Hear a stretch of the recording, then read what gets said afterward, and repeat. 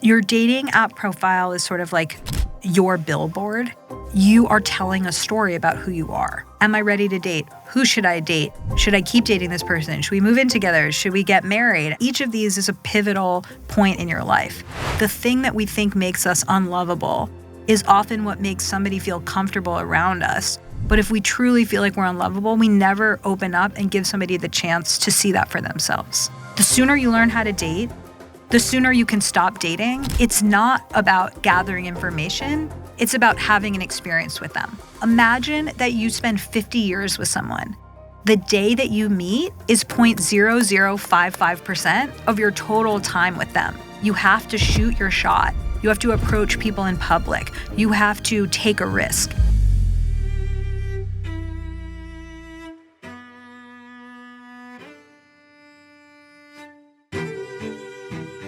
I want to start at the beginning, which would be a first date. Great. You've reframed this from, I want to find my soulmate, to, do I want to spend more time with this person? Walk me through that. A lot of people on a first date put so much pressure on themselves. They're really thinking about, could I spend the rest of my life with this person? I'm really busy. Would I want to see them again? I'm going to treat this like a job interview where I ask them, what's your 5-year plan? And what did you study in college? And really interviewing this person for the role of spouse. And then, of course, people don't feel any spark or any excitement. And so I like to take the pressure off of a first date and say, this is really an opportunity to have an experience with somebody else, to have some fun. And then if you have a good time, you can see them again. And you don't have to overthink it and think, is this person who I want to spend the rest of my life with? So I've been guilty of this in terms of the spark. You walk away from a first date and you're like, yeah, they're a nice person, but maybe they're boring, or you didn't feel that instant romantic connection. And what do you think about the spark? I mean, we all look for the spark. Yeah, so the spark is very exciting. Who doesn't want to have that feeling of fireworks and instant chemistry with someone? But through the work I've done, I've actually come to see the spark as a bit of my nemesis, because I have coaching clients who say to me, Logan, I went out with this guy. He was great. We had a good time. Oh, I'm not going to see him again. I'm like, what are you talking about? And they say, I just didn't feel the spark.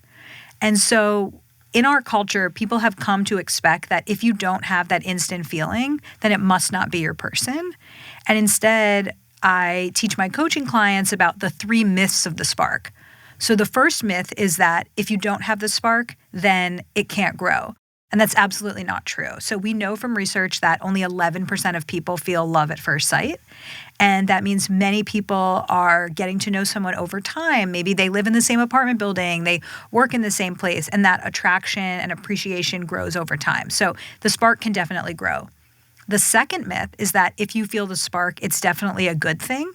And actually, sometimes certain people give us the spark because we actually don't know how they feel about us. So sort of that hot, cold feeling makes us wonder, does he like me? Does he not like me? And through that, we end up feeling what we think of as butterflies or chemistry, but is actually anxiety. And it's actually alarm bells in our head going off. Do they like me? Do they not like me? Am I accepted? And so sometimes it's actually a sign of either the person giving you a hot, cold feeling, or it can be somebody who's a narcissist.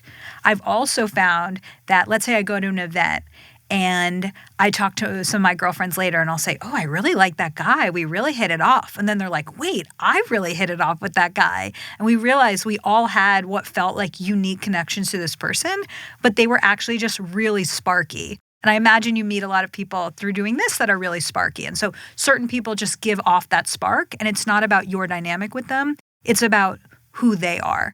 And then the third myth is that if you have a spark, the relationship is viable. We also know that that's not true. Just because you met the right way doesn't mean that it's the right relationship. And so you can have a very sparky beginning, but it can fizzle out quickly. And you shouldn't stay in the relationship because you had a really good we met story. And so my antidote to the spark is going after the slow burn. And the slow burn is somebody who you like them more and more as you get to know them. They may not be instantly the most charismatic person that you've ever met, but they're really a quality person and they really grow on you. And not because you're settling, but because you're looking for love in a different package than you originally thought. You're not just looking for the life of the party person that's immediately as charismatic. And so I feel like I'm married to a slow burn. I met my husband in college. We met again at Google a number of years later. And now we've been together for almost 10 years. And so he's somebody where I really feel like as I got to know him more and more, I liked him more and more. And so I really encourage people to go after the slow burn. But wait a second, because what ends up happening in this is like you go out on a date and you're like, maybe, maybe not. And back in, 1950, you'd have that maybe, maybe it was good enough to go out again, and then you'd see the person again. But now you go home and you pick up your app and you open Hinge, you open whatever app you're using, and you had a average, but maybe slightly above average date that could be a slow burn. And now you got 16 new messages from all these people who are more exciting. And how do you do a slow burn in that case when all of these people, oh, like, look at this person, they're hot. Oh, they want to text me and they want to see me. And, this guy or girl that I just went out with is like, oh, they set something up next week, but that's the slow burn. How do you date in this environment? Yes. So when I wrote my book, I have a chapter called Make the Second Date the Default. And this was influenced by one of my mentors, Dan Ariely. And the idea here was that if you go on a first date and you think about it as I'm going to be evaluating you the whole time and you're going to either win a second date or not, it puts you in this evaluative mindset. Instead, I want people to be in this experiential mindset where they're asking themselves how the moment feels for them, if they're connecting with the person. And so in the book, I say, assume that every first date you go on, you'll go on a second date, and that will help you identify the slow burns more and to really take the pressure off the first date. Well, since the book has come out, I feel like that advice is not that realistic. People are busy. People sometimes feel like I had no connection with that person. I'm not going to go on a second date with them. So I have changed my advice since the book came out. And instead of thinking about it as make the second date the default, my go-to advice here is really to do the post-date 8. So the post-date 8 is a series of questions that I came up with for a client who was having a hard time deciding if she wanted to see someone again, and also somebody who was having a hard time spotting the slow burn. So when you finish the date, you look at this, you can have a screenshot on your phone or, memorize the questions. And they ask you things like, how did I feel in my body during the date? Did I feel stiff? Did I feel relaxed? Did this person make me laugh? Did this person make me feel heard? Did I feel curious about the person? And probably the most important one, what side of me did they bring out? Because whatever side of you are with that person is who you'll be for a big majority of your life if you end up with that person. And so the post-date 8 is a great way to see if it was really a dud and you were 0% interested, forget it. Don't go on the second date. But if there was maybe not the most charisma that you've ever encountered, or there's been people that you've been more attracted to in the past, it's fine to acknowledge that, but to think there was a seed of something that was planted that I'd like to give another chance to. And so the post-date 8 is a great way to see when there's potential and to really spot those slow burn people. Talk to me a little bit more about what side they brought out in you. I've never thought of it that way, but looking back through some of my dates through this lens, I'm like, oh, I was defensive. I was confrontational. Go through that a little bit more. Yeah, I'm glad that you're double clicking into that because it's really something that I think about in a lot of areas of my life. So when I was just making this career shift into the work that I do now, I met with a lot of different people to learn from them. And I'm not going to say her name, but there was one person in particular that whenever I met with her, I would just come home and sort of collapse into the couch and want to watch TV for the next few hours. And I was like, what's going on with me? And I was like, there's something about the way that she communicates that makes me feel really small and anxious and like I don't know what I'm doing and not good enough. There was just something about the words that she used or the questions that she was asking. And so that's a platonic situation or, it's about career. But in that moment, I understood I don't really enjoy being around this person because she brings out a side of me that's insecure. Then I think about my friend Michaela, who's one of my favorite people in the world. When I'm around her, she laughs a lot. She makes me feel hilarious. We want to stay up all night talking because she makes me feel creative and generative. And so I really will do whatever I can to be in the same room as her because she brings out a side of myself that I love. And so when people are dating, especially as they get older, their checklists of what they think they need get longer and longer. So that checklist might look like must be financially independent, must own their own home, must be this tall, must want exactly this lifestyle. And so when they go into that date, they are really looking at those things, which are often who that person is on paper. And then they ignore how they feel around that person. Because sure, you need some basic biographical data to decide if you want to go out with someone or not. But once you're on that date, it's really about paying attention to who am I around them. I love that. And that applies to all areas of your life. Is it your job in that moment to dissect why you're having that response? Or is it to I just don't want to be around this person, and that's okay? I mean, my cheeky answer would be it's my job as your dating coach to tell you that. But no, I think that in life, it really is great to dig into things like that. So it might be, I'm just remembering this story where like early on when I shifted into doing the dating and relationship stuff, I met up with this guy and I thought it was like a peer-to-peer conversation. And when I got there, he kind of leaned back and said, "So what can I do for you?" And it was like that one statement kind of created a power dynamic, which was like, I have power and I can help you. And I remember it really threw me off. And so when I went home and I didn't feel good and I reflected on it, I was like, oh, like maybe our expectations weren't the same going into it, or the person who did the intro didn't set us up for success. And so I made changes so that in the future, when I had an intro like that, I was clearer with the person introducing us, what our goals were, things like that. Or I find that if I'm really tired and I push myself to go to an event, I may not have a good time there because I don't have energy to give. And so I think for everyone, being more in touch with who you are, how you show up in different situations, what personality traits trigger you to feel more anxious or insecure, all of that is data that just helps you be a happier person. And so something that I really promote people do is date like a scientist, which is this idea of have hypotheses. So a hypothesis could be, I need to date somebody with a graduate degree. But then test that hypothesis. Maybe what you actually care about is intellectual curiosity and somebody who listens to the Knowledge Project, not somebody who has a master's degree or a PhD. And so really having a hypothesis, testing it, and then being willing to be proven right or wrong. I think if we all live like a scientist and date like a scientist, we learn so much about ourselves, we push ourselves, and we actually wind up in a much happier place than if we just follow all the assumptions in our head. I want to double click on the date like a scientist thing a little bit, and maybe I'll bring an anonymous friend into this who runs a business, very successful, very ambitious, very wealthy. In theory, he checks all these boxes that women would want, but in reality, I mean, his saying is, they don't want what comes with that.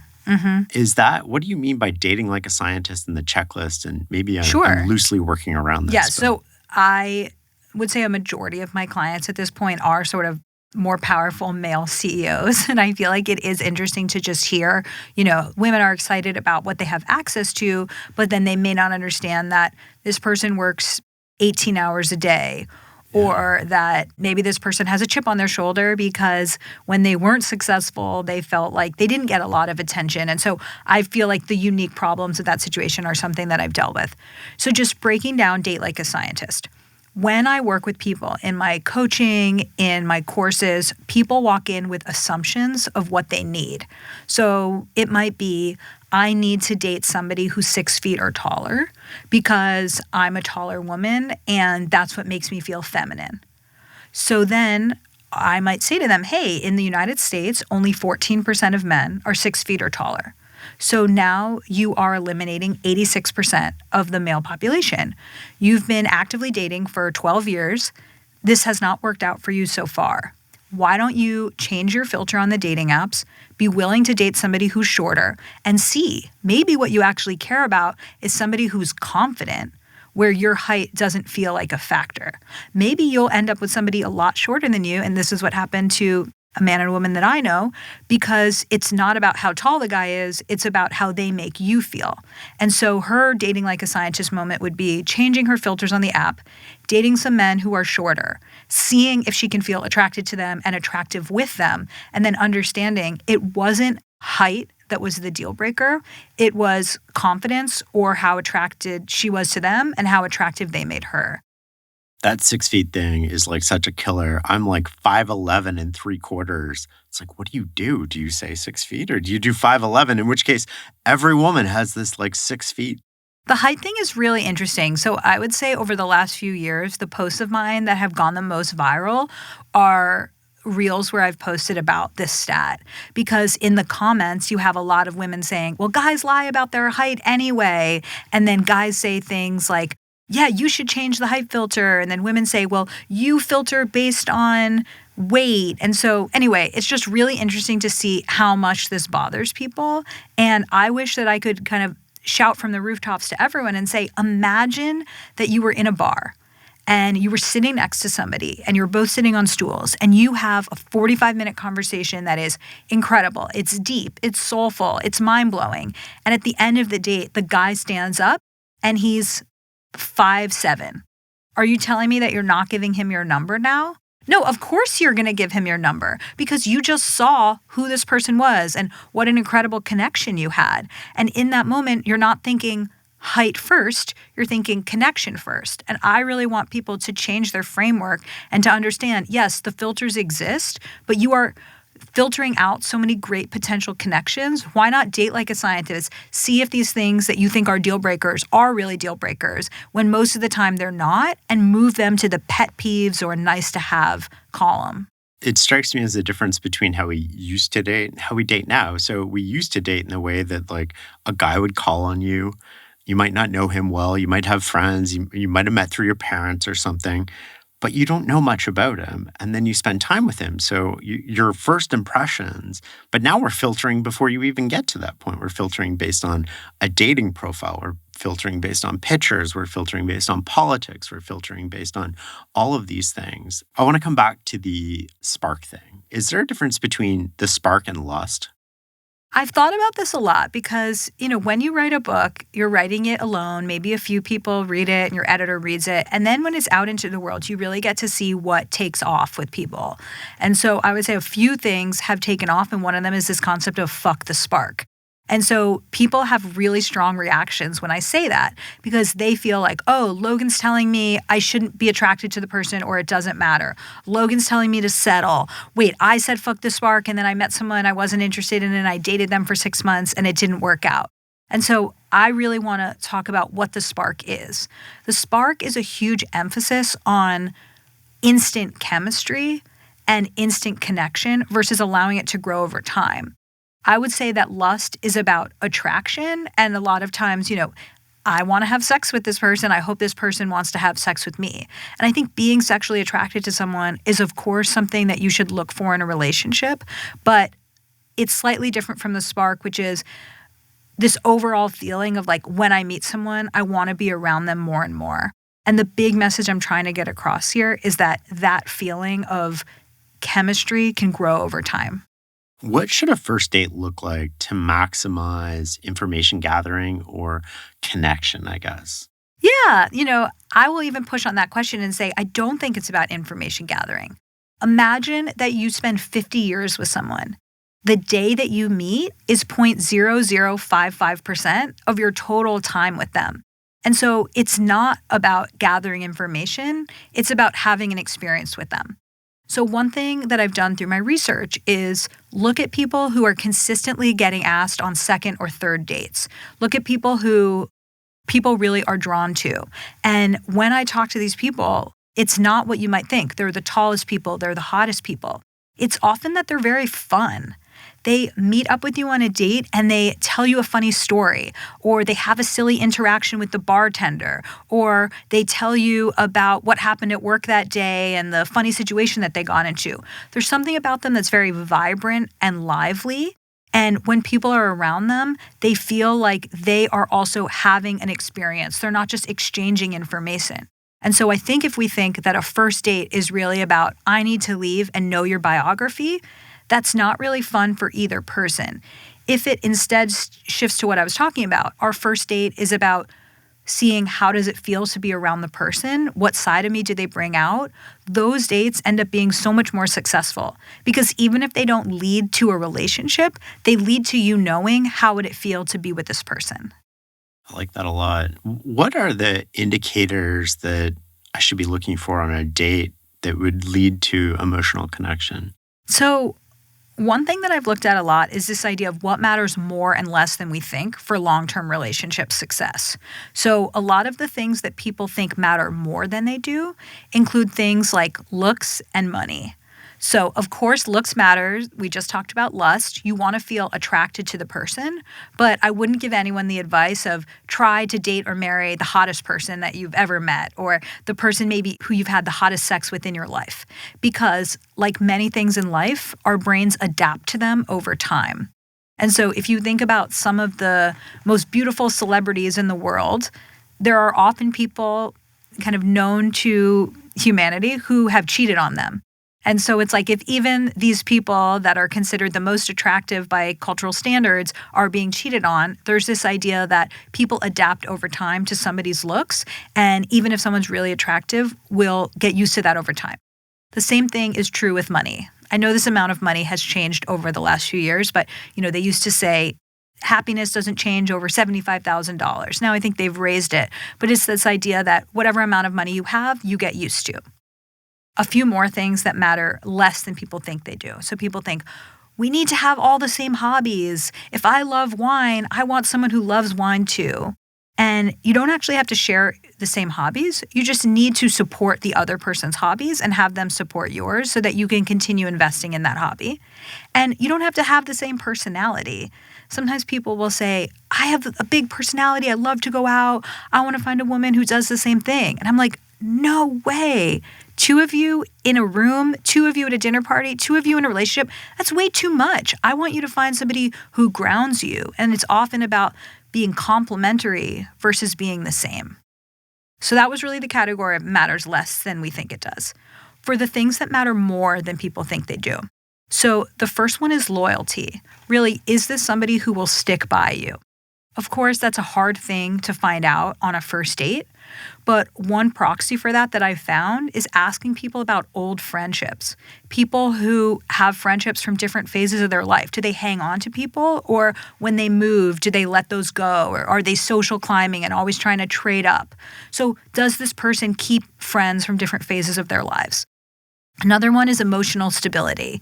And that's also hard to figure out on a first date. But how does this person deal with adversity? How does this person deal with frustrations? Are they somebody who can sort of pause and think before they react? Another one is the ability to make hard decisions together.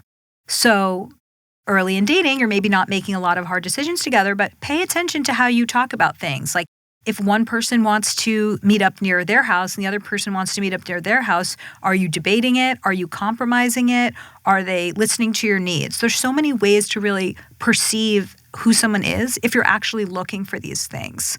And then the one that I've been talking about, which is what side of you they bring out and really thinking about the dynamic itself and that understanding that a relationship is not about 2 instruments on their own, but it's about the music that you're making together and really paying attention to almost this third object of the dynamic between the 2 of you as opposed to just who that person is on their own. I had a friend who made this comment, well, we just adjust to what we have, and then we kind of like, we are human, so we yearn for something different than what we have. Yeah, my husband is very scientific, and he's worked in a lot of different labs, and when we first started dating early on, he said some quote to me, or he was telling me about some study, which is like, there's a male rat in a cage, and they put in a female rat. And at first they have sex, but over time the male rat gets sick of having sex with that female rat. But then if you keep replacing the rat with new female rats, that male rat will have sex with those female rats until it literally passes out from exhaustion. And so it's just this idea of, yes, a lot of what is sexually exciting to people is novelty. And so instead of being disappointed or frustrated by that in a monogamous long-term relationship, you can just think about the fact that I acknowledge that that will happen. And so I'm not going to spend all of my, partner choosing coins just on looks, because that's not a good long-term strategy. Do you think we've sort of broken dating in a way where, I've been on dates with people, we all know people who are, I wish people would come up to me and ask me out. I wish I didn't have to use a dating app. And my defensive, thinking immediately in this is like, society has taught guys not to approach women anymore. What's your reaction to that? This is something that I'm thinking about a lot, specifically with Gen Z and Gen Alpha. So I was recently speaking to somebody, she's a 16-year-old entrepreneur, and she's trying to deliver help for teen daters. And she said by far the number one thing that she gets questions about is how to deal with rejection. And so I am genuinely concerned that because of different societal factors, because of people who maybe lost out on some social skills during the pandemic, because of people who live a lot of their lives online, there is not that rejection resilience that many of us need in life. So if you want your dream job, you need to go out there, get a lot of no's, and go after it. You don't just sit at home waiting for a LinkedIn recruiter to message you about your dream job. That doesn't happen. You have to make it happen. And the same thing is true with dating, is that you have to shoot your shot. You have to approach people in public. You have to take a risk. And so I'm encountering a lot of people who are very afraid of rejection and are not taking those risks. And I think that it's leading to fewer relationships. I'm a make it happen kind of person. I can tell. In work and in life. I also know that can come off as aggressive or assertive. How do you deal with that? That's interesting. So what's a scenario that you feel like could come across the wrong way? Well, make it happen is like you have a great first date or something, and then you're instantly like on to the next date. You're like, I want to see you again. How about tomorrow?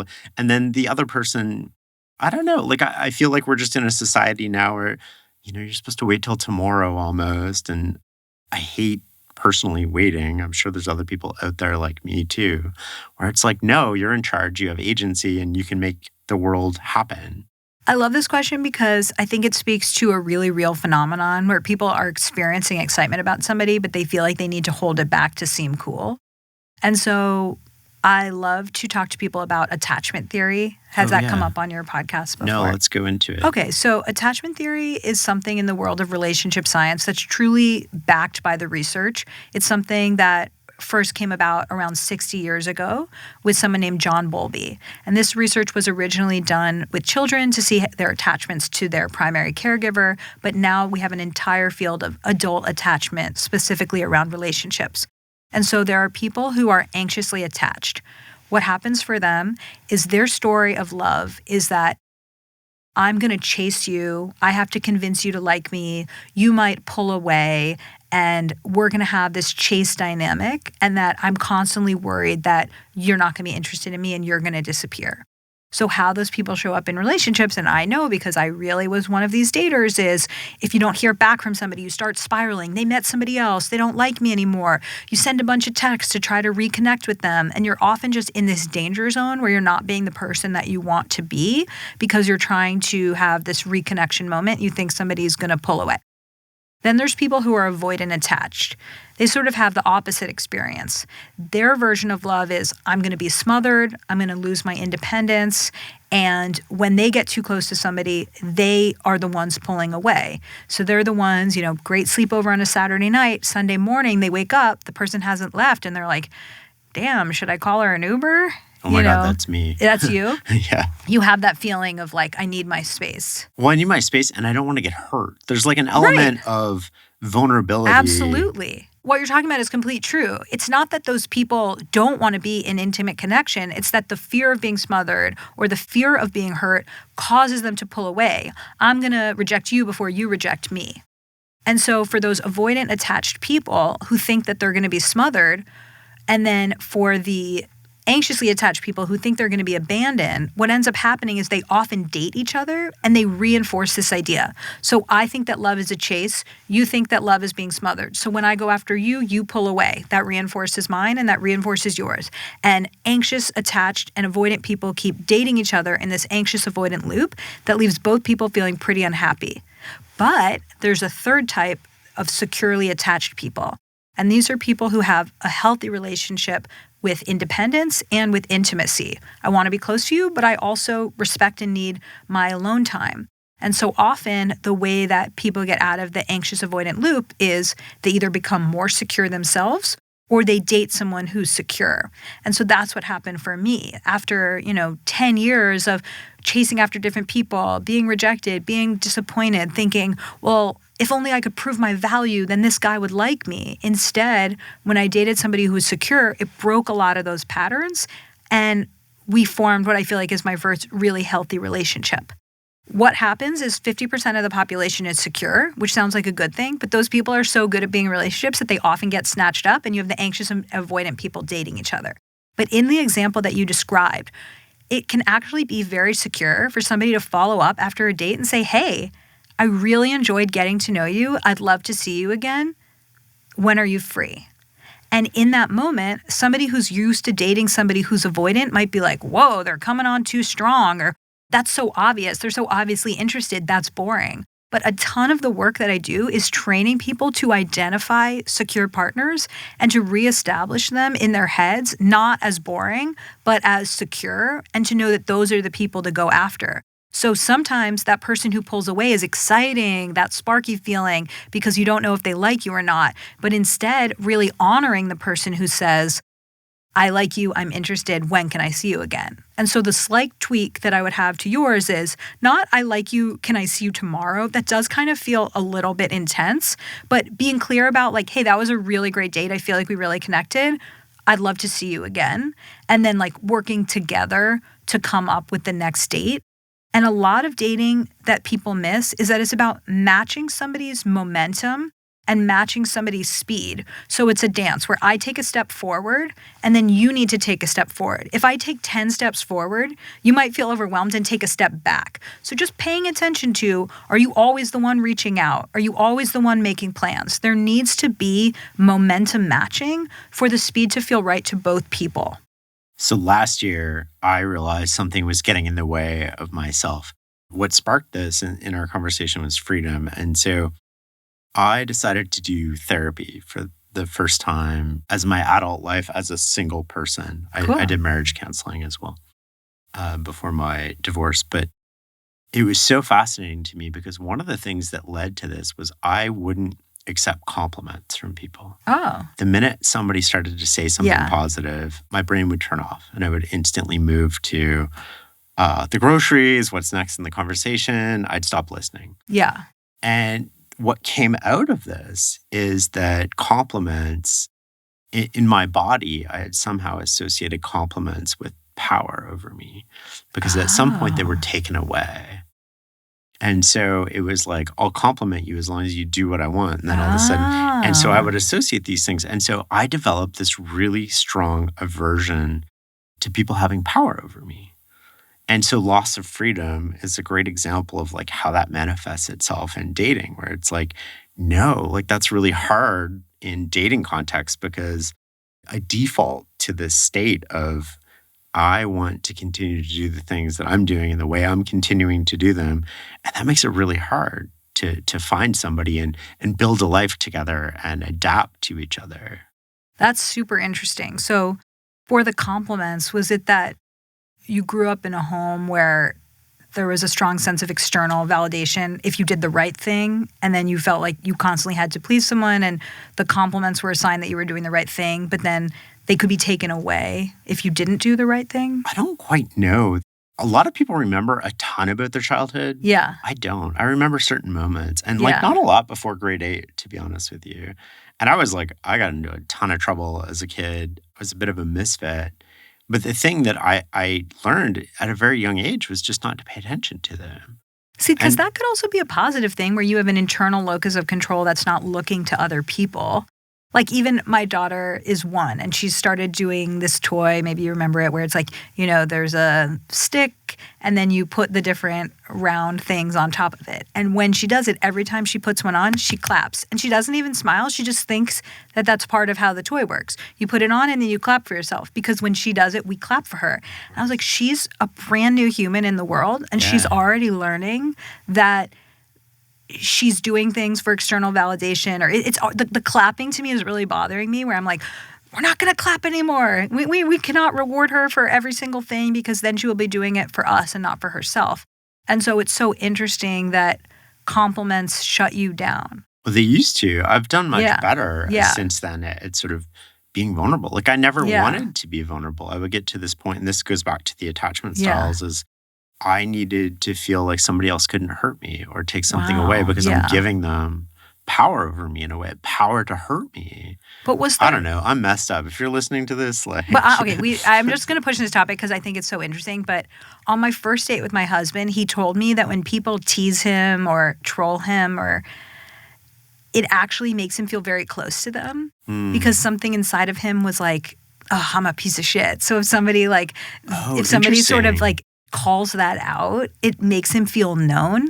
And like, I don't know. it's like, you see me. Yeah. So I don't know that happens all the time, but like, it is something that I've seen with certain people who are maybe more powerful or dominant, is that when somebody actually calls them out on stuff, it makes them feel like, oh, I can trust that person because they see my flaws and they know from the beginning what my flaws are. I don't have to put up a front of seeming perfect all the time and then disappointing them.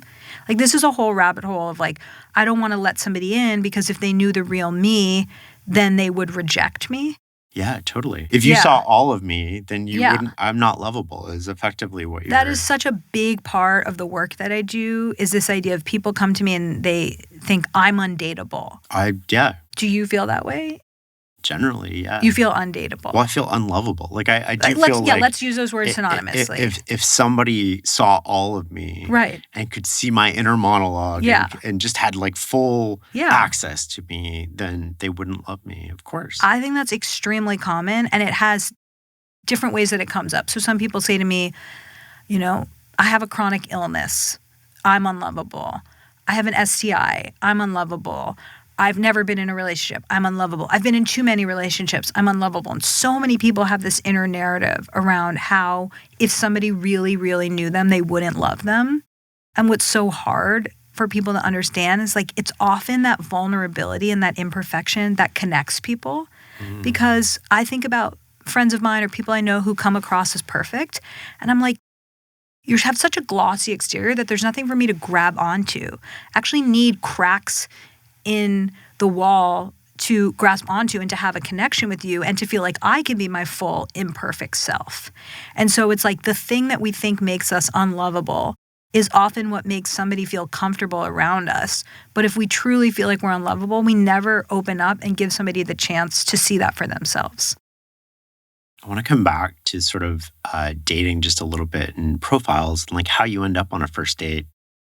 One thing that I think everybody does these days is they Google the other person. And for whatever reason, I mean, people think this doesn't happen. I don't know why. Like, you can upload photos from dating websites and find out who the person is fairly easily. How does that work for you and against you? It's so interesting. So there's research on the brain that shows when our brain gets an incomplete picture of something, we fill in the gaps in a way that makes it more positive. So have you ever seen a black and white photo of yourself and think, I look pretty good in that? I've never seen a photo of myself where I think I look pretty good. Okay, well, take a photo of yourself and make it black and white, and you might be like, I'm Photoshop it. Looking pretty good there. And the point is that by taking out the color and actually some of the information, our brain fills in the gap, and it actually often looks more attractive than it does. The same thing happens on dating app profiles. So if somebody says, I love music, our brains fill in the gap and think, oh, they love music. You know, I really like hip hop. I bet they like the same music that I do. And with this incomplete picture, we start building up this fantasy in our head. And that's why people get into this really bad situation where they start talking to somebody and they're almost pen paling and having all these text conversations and building up this fantasy. And by the time they meet in person, that person's great, but they're not the fantasy you had in your head. And so you reject them because they're different from who you thought they were. And that's why it's so important that people get to the date faster. Honestly, meet on Hinge, and a few days later, we've actually found that the sweet spot is after 3 days of chatting, just say, hey, I always walk my dog at 6 p.m. Can I give you a phone call? Or do you want to FaceTime for a few minutes tonight? And instead of turning the digital courtship phase into this weeks-long thing, make it much shorter. Get on the phone, get on FaceTime, see if you have a connection, and then meet up in person as quickly as possible. And so I actually think the point is to learn who the person is by talking to them directly versus either having your brain fill in the gaps or doing all this external research that might be incorrect or outdated. So 2 rabbit holes I want to go down here. Well, actually 1 comment. It's interesting that you said we fill in our own gaps. Matthew Dix, who's like the Olympic storytelling champion of the world effectively, was on the podcast. And one of the things that you said that just triggered this is when he was describing, he's like, I describe, but vaguely. So everybody sees their own thing. If I say kitchen floor, I don't describe like green linoleum tiles because the minute I say that, people might have a hard time picturing it. Yeah. But everybody knows what their kitchen floor is. So he used this example of, I'm in the back of my school. My back is up against the wall. And he's like, it doesn't matter what my school looks like because everybody has this own image of their school. And I don't know why, but I connected those 2 things. Just to comment on that, like I definitely want to listen to that episode. Was it an episode you recorded with him? Yes. Because I'd love to learn from that because, a big part of my job is communicating. And it's so true that stories are really the filing system of our brain. Totally. And I was thinking last night about the story of the boy who cried wolf. And I was like, it's so smart that we teach kids fables because if somebody had sat me down and said, if you raise a lot of false alarms when it's a real alarm, no one's going to listen, like I wouldn't remember it. But the boy who cried wolf, it's so memorable. It's like that's why we have these oral storytelling traditions and even why the Bible is the greatest meme of all time. People really remember these stories. And so that is a good tip that I'm going to use, which is, you want to be speaking about visuals, but maybe vague enough details that people can insert their own version of the kitchen floor. I love that. You should listen to the episode I did with Becky Kennedy too. She talks about how she made up stories to teach her kids lessons. That's really cool. Which it is so powerful. It's such a power because we remember stories. We don't remember facts. Not we don't at all. Remember digits. And that's actually part of dating advice that I give people. So, I have people who come in who are amazing communicators, really charming. They just kind of have a few things holding them back from connecting, and we work on that. I have other people who come in who've never been on a date in their life. From that starting point, we really have to start talking about how do you have a good conversation? And so one of the key ideas there, you basically just said these words, is share stories, not facts. And so what's an example of that? Well, a fact would be that you have a younger brother. A story would be your younger brother lives across the country from you. You haven't met your niece yet. You feel sad about the lack of connection with that person. And one of your resolutions is to really get closer to your brother. And so I think oftentimes when people are less experienced with first date conversations, they share the facts about their lives and it's not memorable and it's boring. And really think about the emotions and the feelings and the stories behind those facts because that's what a good conversation is. Walk me through a little bit more about good conversations on a first date. I think a lot of people tend to just have this list of questions almost that they're like, it doesn't quite feel like an interview, but it kind of feels like an interview on the same token. How do you get out of that? Okay, let's think of examples. So I think a bad question would be, what did you study in college? I think then you're just finding out about a fact about somebody, about their major. I think a good question would be something like, oh, you just told me that your job was a marketing manager for this tech company. How is that different from what you thought it would be? Or can you see yourself doing that for a long time? Or what changes would you want to make to it? And that one might be a little interviewy. But I think the point is that if you go on a first date and you're information seeking, then what you will get is facts. If you go on a date and you're connection seeking, then what you will get are stories. I like that. That's a good way to do it. One of the things you brought up was having a phone call first. Is that the recommended protocol? Yeah. So before the pandemic, I did not like the idea of video dates or phone calls before a first date. To me, it triggered this idea of a tech job and a phone screen, like that 15-minute call with the Google recruiter to see if you're crazy or not. And I felt like it was going to create too much of a feeling of, okay, I saw who you were, I'm not interested in you, I'm out. But during the pandemic, that was the only way that people could really date for a while. And so there was this proliferation of video chats or phone dates.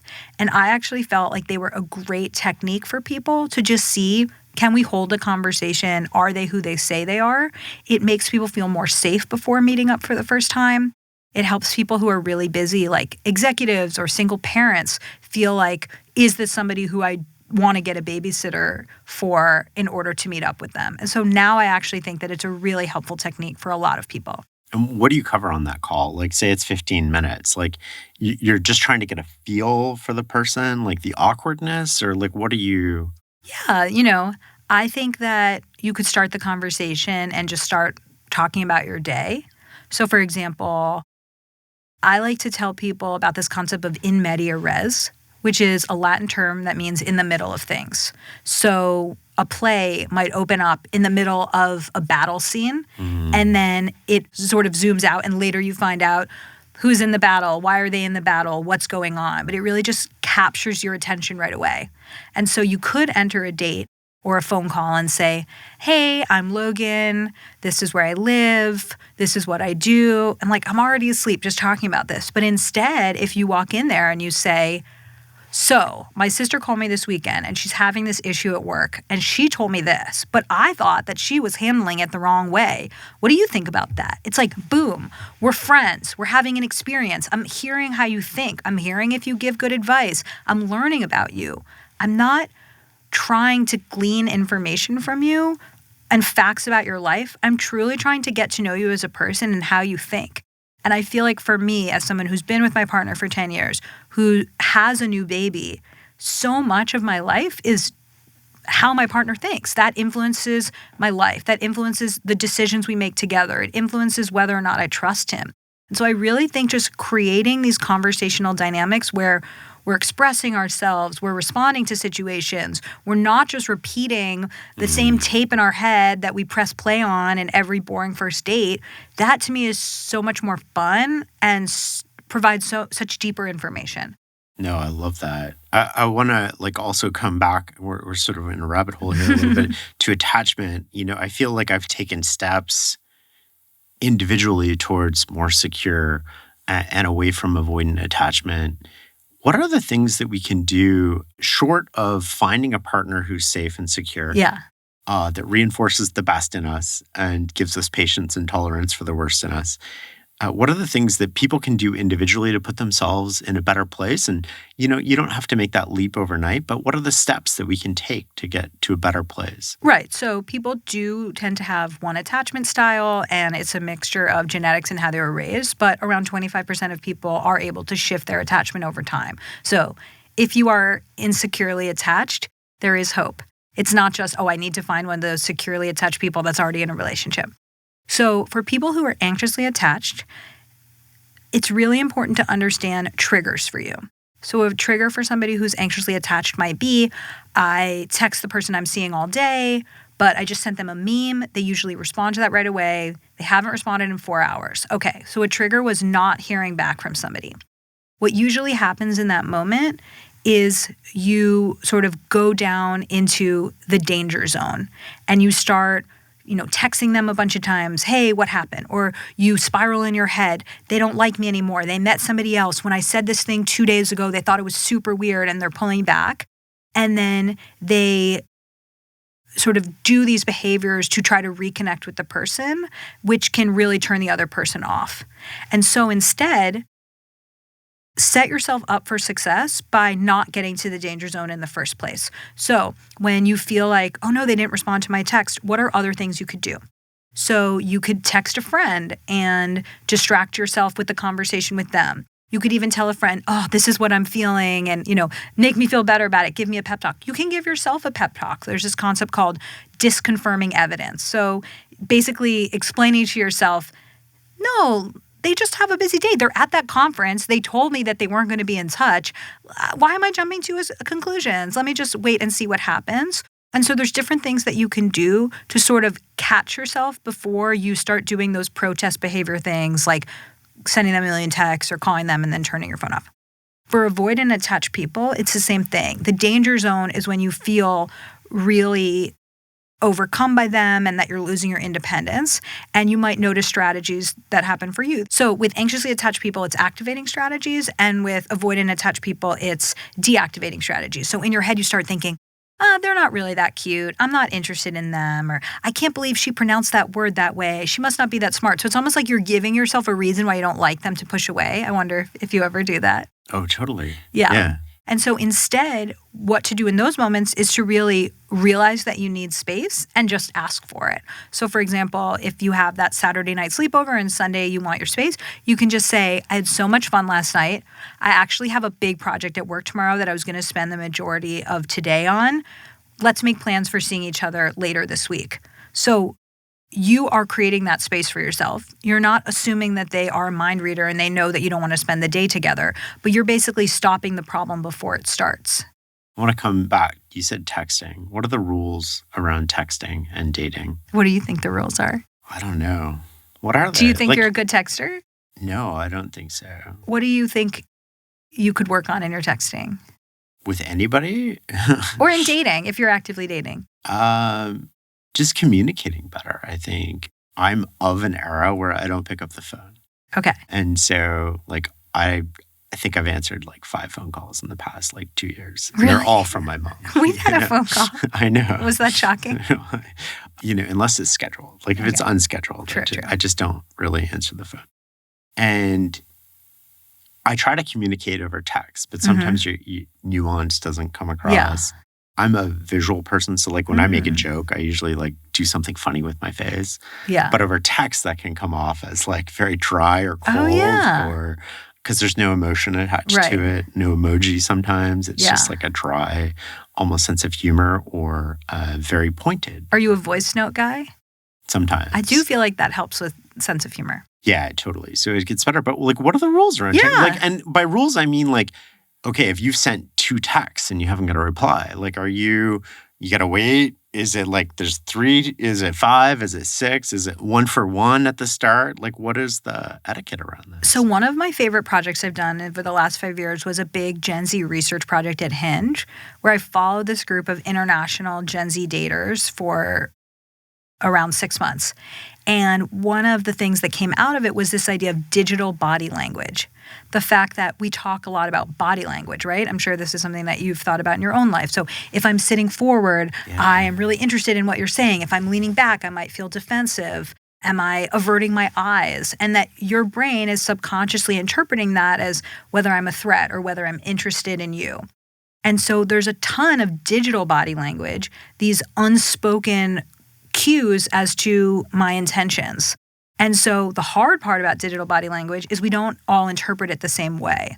So through this research, there was a woman I remember who said if somebody says K instead of okay, then she thinks they're mad at them. And she's like, specifically, I want them to say OKAYYYY, which is who would know that that's what she wants? But a K seems rude to her. Oh, it's just sure. Sure. If you say sure to somebody, oh my God. If my sister says got it, I'm having a mini panic attack. Yeah. Because I'm you don't got it. You're mad at me. You're just giving up on this conversation. So I think we all have versions of that.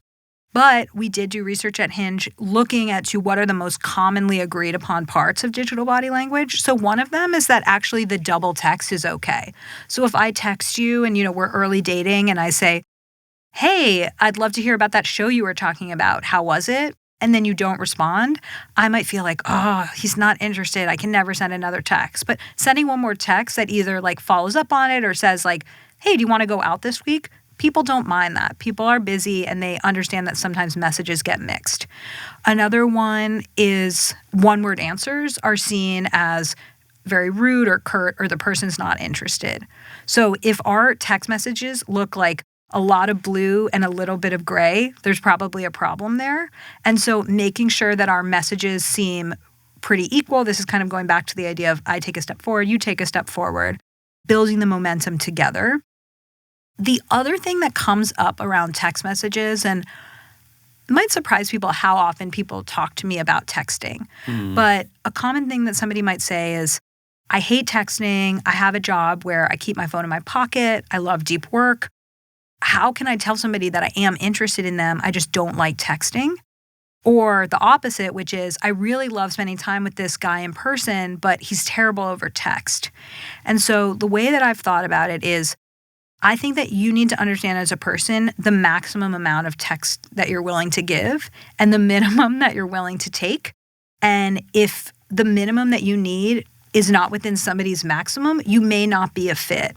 Right. And it sounds so crazy because it's like you're really not going to date someone because of your texting styles. But look, that's how a lot of people talk for a lot of the day. And like as parents, as busy people, it's like I'm texting with my husband more than I'm really talking to him every single day. And so you need to have some overlap in your minimum and their maximum. And so, kind of a long-winded way of saying, I do think that texting styles are really important since that's such a big part of digital courtship. And it's really good to express to somebody what your texting style is and to maybe give them a heads up. Like in the past, I found that sometimes people like can't read my tone over text, just to let you know, like I'm not the biggest texter, but I will do my best to call you or just to make plans and don't read too much into my texting. Okay, let's come back to mind reading because you said that. And I've always had the opinion, I would say until maybe the last year, that if somebody knew me and liked me and wanted to be in my life, that they would be able to read my mind and know exactly what I was thinking. Yeah. Talk to me about how that gets in the way in relationships and how we can be more comfortable just telling our partner or prospective partner what we want. It's so funny because one of my closest friends in the world is a professional mentalist or a mind reader. And we lived together as roommates for a number of years. And it's just, I love the concept of mind reading. And people would say, oh, you live with David. Like, what's it like? Is he always reading your mind? And I would say, if he was always reading my mind, he would unload the dishwasher a lot more often. And so I just think it's so funny how there's this sense of, well, we're close and you know me, so you must know what I want. And that's something that I've personally worked on a lot in my life. So I've found that with a lot of my female friends, they get frustrated that their husbands or partners didn't give them what they wanted for their birthday, of why didn't they know I wanted a surprise party? And what I'd say to them is it's much more important to get what you want than to have the person guess what you want and then not get it right and be disappointed.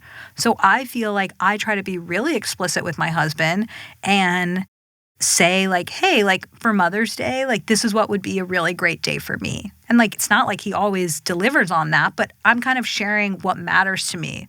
Or I have friends, one guy is an economist and they have a pretty complicated system, but it's basically like when one of the people in the couple invites the other person to an event at their work, they'll basically say how much it matters to them on a scale of, 0 to 100 to basically say this invite, I care about it 90 out of 100, please come, or I care about it 10 out of 100. If you don't come, it doesn't matter. And so I just think that if people get over this kind of romanticized idea of if you really knew me, you'd know what I want, into what I think is much more romantic, which is I feel safe enough to tell you what I want, and I hope that you'll be able to honor it to the best of your ability. I have a theory that the people who expect unconsciously other people to be able to read their mind, they do that because they're very good at reading other people's minds, but not actually reading their mind. They're just, they tend to be maybe more thoughtful or they pay attention to a lot more nuance or details. Do you think that's true? I haven't thought about that before, but it resonates with me. Something that I'm working on with my business coach is I make a lot of assumptions about what people want, and then I get really nervous about saying something that I think will disappoint them.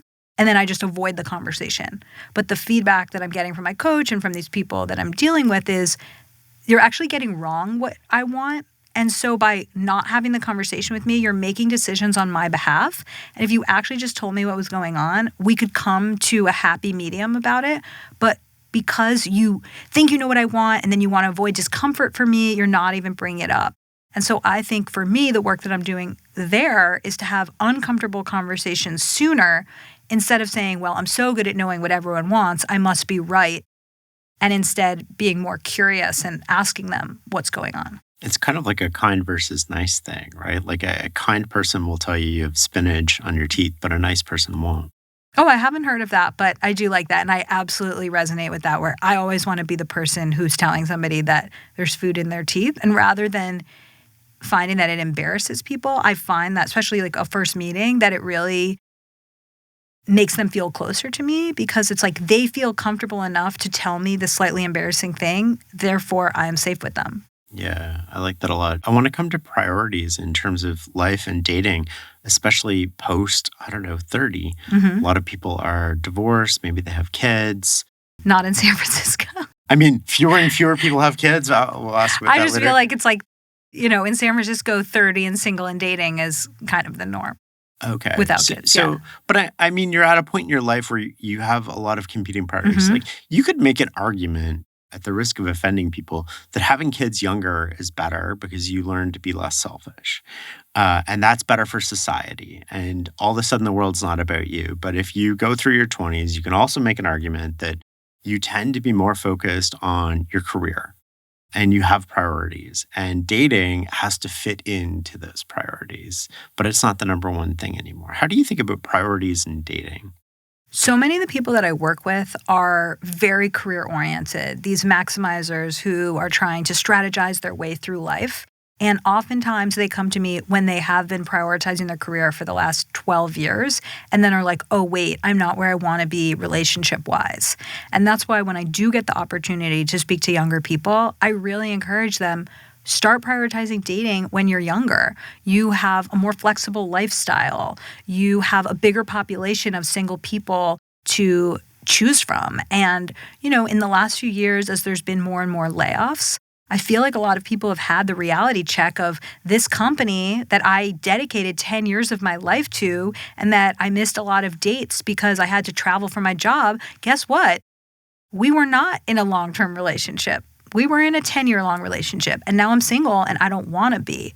And so sometimes when I talk to people, it's not just what do you want to add to your plate, a date a week. It's what are you willing to take away from your plate in order to make time for that.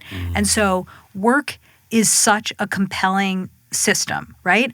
If I work harder, I get promoted. If I get promoted, I make more money. If I make more money, I get to have a nicer apartment and my mom gets to brag about me. I get to update my LinkedIn. It's like it's the perfect gamified system to find self-worth through achievement. And dating is a lot harder. There's a lot of constant rejection. It costs time. It costs money. It might take away from that gamified career. And so I love to help people understand that the sooner you learn how to date, the sooner you can stop dating. And why not do that when you're younger and there's a larger pool of people to date? Is there an age difference that it becomes too much? You probably see everything at Hinge, from like the 60-year-olds going for the 20-year-olds to everything in between. What's an appropriate age gap that people should be looking for? Most of my research has been with Gen Z and millennial daters who are sort of dating for their first marriage or dating to have kids, depending on the situation. But then that covers up to maybe 50, right? Like, I mean, they're younger, but their partner, the person that they're looking for, might be older. Potentially. But what I was going to say is, I did this Netflix show, The Later Daters, and that was where I worked with people 55 plus. And so that was sort of my first exposure to that age group. And it was really interesting to see the different age differences and if people were dating somebody at the same life stage as them. And so I think what came up a lot on the show and in the kind of coaching conversations that maybe didn't make it onto the show was that sometimes if you look younger, you might go on a date with somebody younger and that feels really good from an ego perspective, but then you're just in a different life stage. And so I think what really matters is, do you have the same values? Do you like spending time the same way? If you're retired and you can travel and the other person is hustling and building their business, then maybe you just aren't a good match because you're not going to be spending the majority of your time together. And so I think instead of one of those funny calculations, like I don't even remember it, but it's something like half of your age minus 7. Like, I don't believe in any rules like that. I think people mature at different rates. People have different life experiences, but instead really tuning into, am I dating this person because they're younger and hotter and an ego boost? Or do I actually feel like this is somebody I want to partner with in life? Okay, so we go on a first date. We're not interested. What do we say? We say in a text, probably, and not ghosting, hey, it was really great to meet you. It was so fun to hear about your podcast and the cool people that you're interviewing this year. I don't think we're a romantic match, but it was great meeting you. I don't owe you feedback. I don't need to get into a long conversation about what you did right or wrong. I'm acknowledging you that you're a person. We had an experience together, and I don't want to move forward. And that's it. You just leave it there. Yeah, I think the most important thing, kind of going back to your word of kindness, is to be kind but firm. So if you write back and say, I really don't think I was my best self. I was kind of jet lagged. I want to see you again. Maybe that's not what feels right for me. And so I can respond or not respond, but I feel like I did my duty by saying to you, I met you, we had an experience, I'm not interested. And what's so hard about ghosting, and it truly has become more and more common over, say, the last 5 years that I've been tracking it, is that it leads people in this ambiguity. Totally. Oh, maybe he likes me, but he just is busy and he hasn't gotten back to me. So I'm not going to get back to this person in case this person wants to see me. And so in the research that I did on this at Hinge, what we found is that 86% of people say, when it comes to rejection, I'd rather you tell me. It hurts, but I want to know. So you have this problem where people want the facts, they want the truth so that they can move on. But then the other people don't share the truth because they say, oh, I don't want to hurt their feelings. But you're actually hurting them more by not being upfront from the beginning about how you feel. Do you block the person after you send this text? I don't think that's necessary. Do you block the person? Well, I don't know. We're going to come back to this maybe Yeah. later. Actually, let's dive into this now. A lot of people text their exes. Yeah. Is that healthy? In general, the research shows that moving on from your ex is the best way to find a new relationship, because when we keep all of these doors open, it actually prevents us from finding a new door to open. And so if you have these 5 people from your past that you sleep with when you're in a certain city, or you wonder, oh, maybe I should get back together with her, I'll keep her on the back burner, what we call like orbiting, it can actually prevent you from focusing and finding somebody new. And I even find this is especially true with sex. So if you are somebody who craves a lot of sex, but you occasionally sleep with your exes, you almost don't have the motivation to find somebody new to be in a partnership with, because you're getting some of those needs met by other people. And what if you actually were dating in a different way, where you're like, I'm going to focus all of my time, energy, really even life force on a new person because that's aligned with my goals, versus just getting some of those needs met in the short term. Well, let's double click on that again. So if your needs are getting met outside of a relationship, then there's no incentive to be in a relationship? Is that what I... Living in the Bay Area, there's such a big community of people who are polyamorous or in open relationships. And I'm personally not in one of those, but I see a lot of value in it. I think that with the divorce rate being at 40 to 50% over the last 40 years, we've really seen that this one-size-fits-all version of marriage doesn't work for most people. So if you have a product and 50% of people are returning it, then maybe you need to rework that product. So anyone who's rethinking the structure of marriage, I am a fan of. So relationship fluidity, all those things I think are great. And so in a polyamorous relationship, you might have somebody where you have more of a sexual relationship with them, somebody where you have more of an intellectual connection with them. There's so many different ways of doing it. And so I wouldn't say that you need to get all of your needs met by one person and you should not get those needs met by other people, because I believe in these open relationship structures. But what I'm saying here is, when you're single and you have limited time and you really want to find someone, ask yourself, is this ongoing relationship with my ex something that's pushing me forward or pulling me backwards? And if the answer is that it's pulling you backwards, then I would cut ties for the time being and really focus on the next person that you could have a relationship with.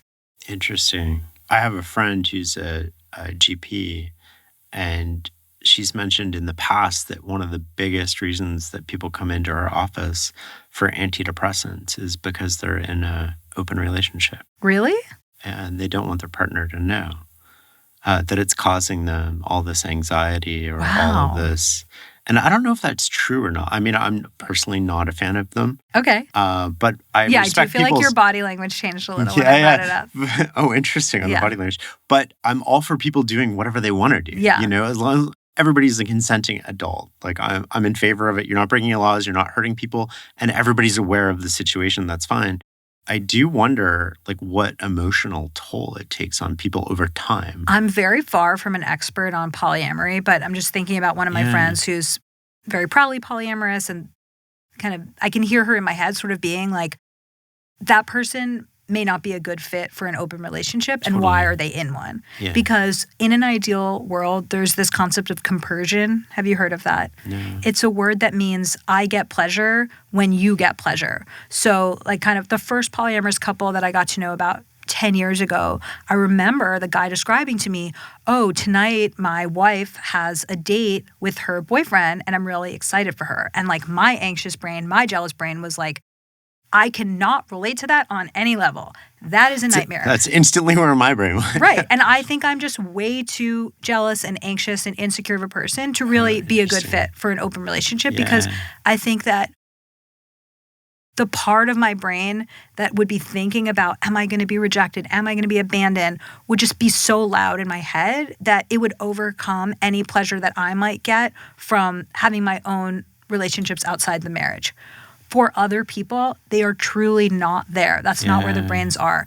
I know people very intimately who feel like I'm so happy when my partner gets this other need met. Or maybe it's like, I'm really busy at work right now and I'm not feeling that sexual. I'm so happy that my partner has this outlet. And so that story about the GP, I would say that doesn't resonate with the experiences that I've heard.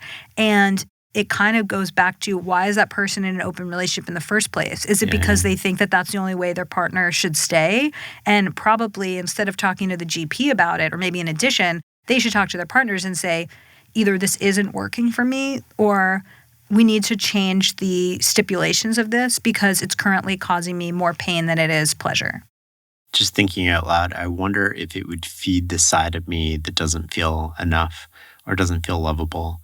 And so it would just cause like this endless torment in my head. That's what I think it would feel like for me. But I find polyamory really endlessly fascinating because it's basically alerting me to a different brain chemistry. Totally. And it's sort of like in our society, we've accepted extroverts and introverts. So like I know that I could be in a terrible mood and then go to a party and then have the time of my life.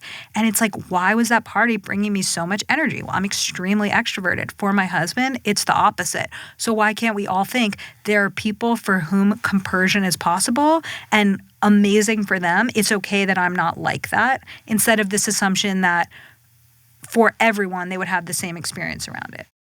And the other term that you mentioned that I've never heard of before is orbiting. What does that mean? Okay, so orbiting is a term that a reporter from Mashable, Anna Iovine, came up with, and it's about this idea of keeping a bunch of people or several people in orbit around you, sort of to increase your opportunities. So you're sort of not committing to any of them, but they're all there sort of on your bench as people that you could interact with. And instead of keeping all of these balls in the air, sorry, I'm like totally mixing metaphors here, it's much better to commit to somebody, see how the relationship goes, then decide if you want to stay in the relationship or not, and then move on, versus feeling like, well, the more possibilities I have, the more freedom I have, the more chances of success I have. Actually, success comes from committing to something, seeing if it works, and then moving on if it doesn't. There's so many parallels between that and business, right? Where, a lot of people just tend to dabble in all of these different projects and they don't actually get things done versus people who commit to a project, focus on it, and make it a priority.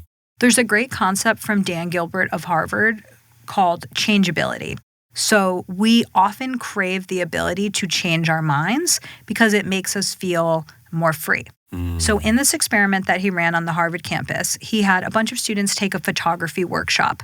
And one of the weekends that students took the workshop, they would get a call at the end of the weekend and say, hey, we're actually going to have an art show in London in a few weeks. Pick one of your pictures from this weekend of taking pictures, and that's going to be sent to London. And they didn't have the opportunity to change their mind. In a different scenario, they would call the students and say, pick one of the pieces to be sent to this art show in London, and I'm going to call you in a few days and see if you want to change your mind. Most of the time, people didn't change their mind about the photos.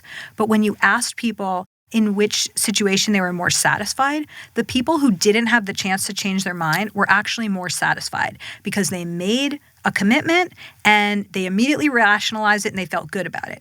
When you can change your mind, you start wondering, well, that picture's a little sharper, but this one's a little more original, and maybe people in London will like this one more. And so you sort of start making this pro-con list in your head that actually works against you because you start doubting your original answer. But this comes back to almost what we were talking about earlier in dating multiple people and having all these options available. And you're sort of like, oh, I'm making these choices all over again every day. Absolutely. And that's something that Hinge is thinking about. So, my favorite feature that's come out in a long time is this thing that came out last year called Your Turn Limits. And basically, the idea is that people were thinking, I want to get as many matches as possible. I really want to get this ego boost from attention and see how many people will like me. And instead, it's about connection over attention. So now, if you have 8 conversations where you owe somebody a response, you cannot match with anyone else until you respond to one of those people. So either you close out the conversation and show that you're not interested, or you keep the conversation going with them. And I was with my cousin over Christmas and he was like, oh, Logan, like this feature is so challenging. Like I'm just trying to meet some new people. And I'm like, dude, look at your matches. Who are these women? Do you like them? Then ask them out on a date. And I think that in general, the brain just has such a natural tendency to want options and choices when in reality, limiting those options or going through things one at a time makes it much easier to make a choice. And so I think in the age of dating apps, having this your turn limits feature is actually a really smart way to kind of nudge people towards making decisions instead of endlessly trying to match. And then once you've had a date with somebody, what does the science say about whether you should I be dating 3 people at once for a first date, or should I date one person and then be like, oh, I kind of like this person. I'm going to like pause the app or like hide my profile or whatever it is. I found that it does differ by person. So there are people out there that are really anxiously attached. And when they meet someone, their brain goes into, I need to lock it down. I don't want to date anymore. So I just want to date them. So how can I become exclusive with them? And for those people, sometimes having multiple people that they're seeing in the beginning is actually a way to sort of ease some of that and just makes it a little bit easier for them to be a bit more relaxed and have a bit more of an abundance mindset. There are other people for whom seeing multiple people at the same time in the beginning either feels immoral or uncomfortable or just too exhausting. And so I would say for the person, really explore what are the patterns that have held you back in the past, what feels hard for you, what makes you feel like you're dating successfully, and then do what's right for you. While, of course, keeping in mind things like making it clear to someone if you're not exclusive or if you're not sexually exclusive. How do you have that conversation on maybe your first date or your second date? Do you just ask outright, like, hey, are you dating other people? Like, how do you bring that up? I would say that in modern dating, it's sort of assumed that you're not exclusive until you have the agree conversation. to be exclusive. And that pain can come from somebody making an assumption, well, oh, we've been dating for 6 months, we must be exclusive. Oh, we've had sex, we must be exclusive. And there is a lot of heartbreak that happens when people don't have that explicit conversation. So in life, in relationships, in dating, I am such a big fan of just checking in with the person because there's really this natural tendency, kind of going back to mind reading of, well, if I really like you, then we must think the same way and be on the same page. And when you bring it up, you're afraid, well, what if I find out information that makes me sad? Then I'll be sad. It's like, no, that information is power and you need the data to make an informed decision for yourself. And if you find out information that's disappointing, yes, it hurts, but now you can decide if that's the right person for you or not. What are women not getting from men and men not getting from women? That's a question that I'm going to be researching more this year, so stay tuned, but it's really on my mind. What's your intuition? I don't know if it's gender-specific things where there's a lack of connection or just maybe cultural things going on where, there's big differences in religious institution attendance or political divergence. But when I think about the issues in dating, I tend to focus less on what does this gender or that gender think? And I tend to focus more on patterns of behavior or blind spots that people have. And so, of course, there's going to be different advice that I give to a woman in her late 30s who wants to have biological children versus a guy in his 20s. Like those conversations sound different and they have different timelines. But I think so much of the work that I do is really about helping people understand who they are, understanding these patterns holding them back. And those are sort of universal things.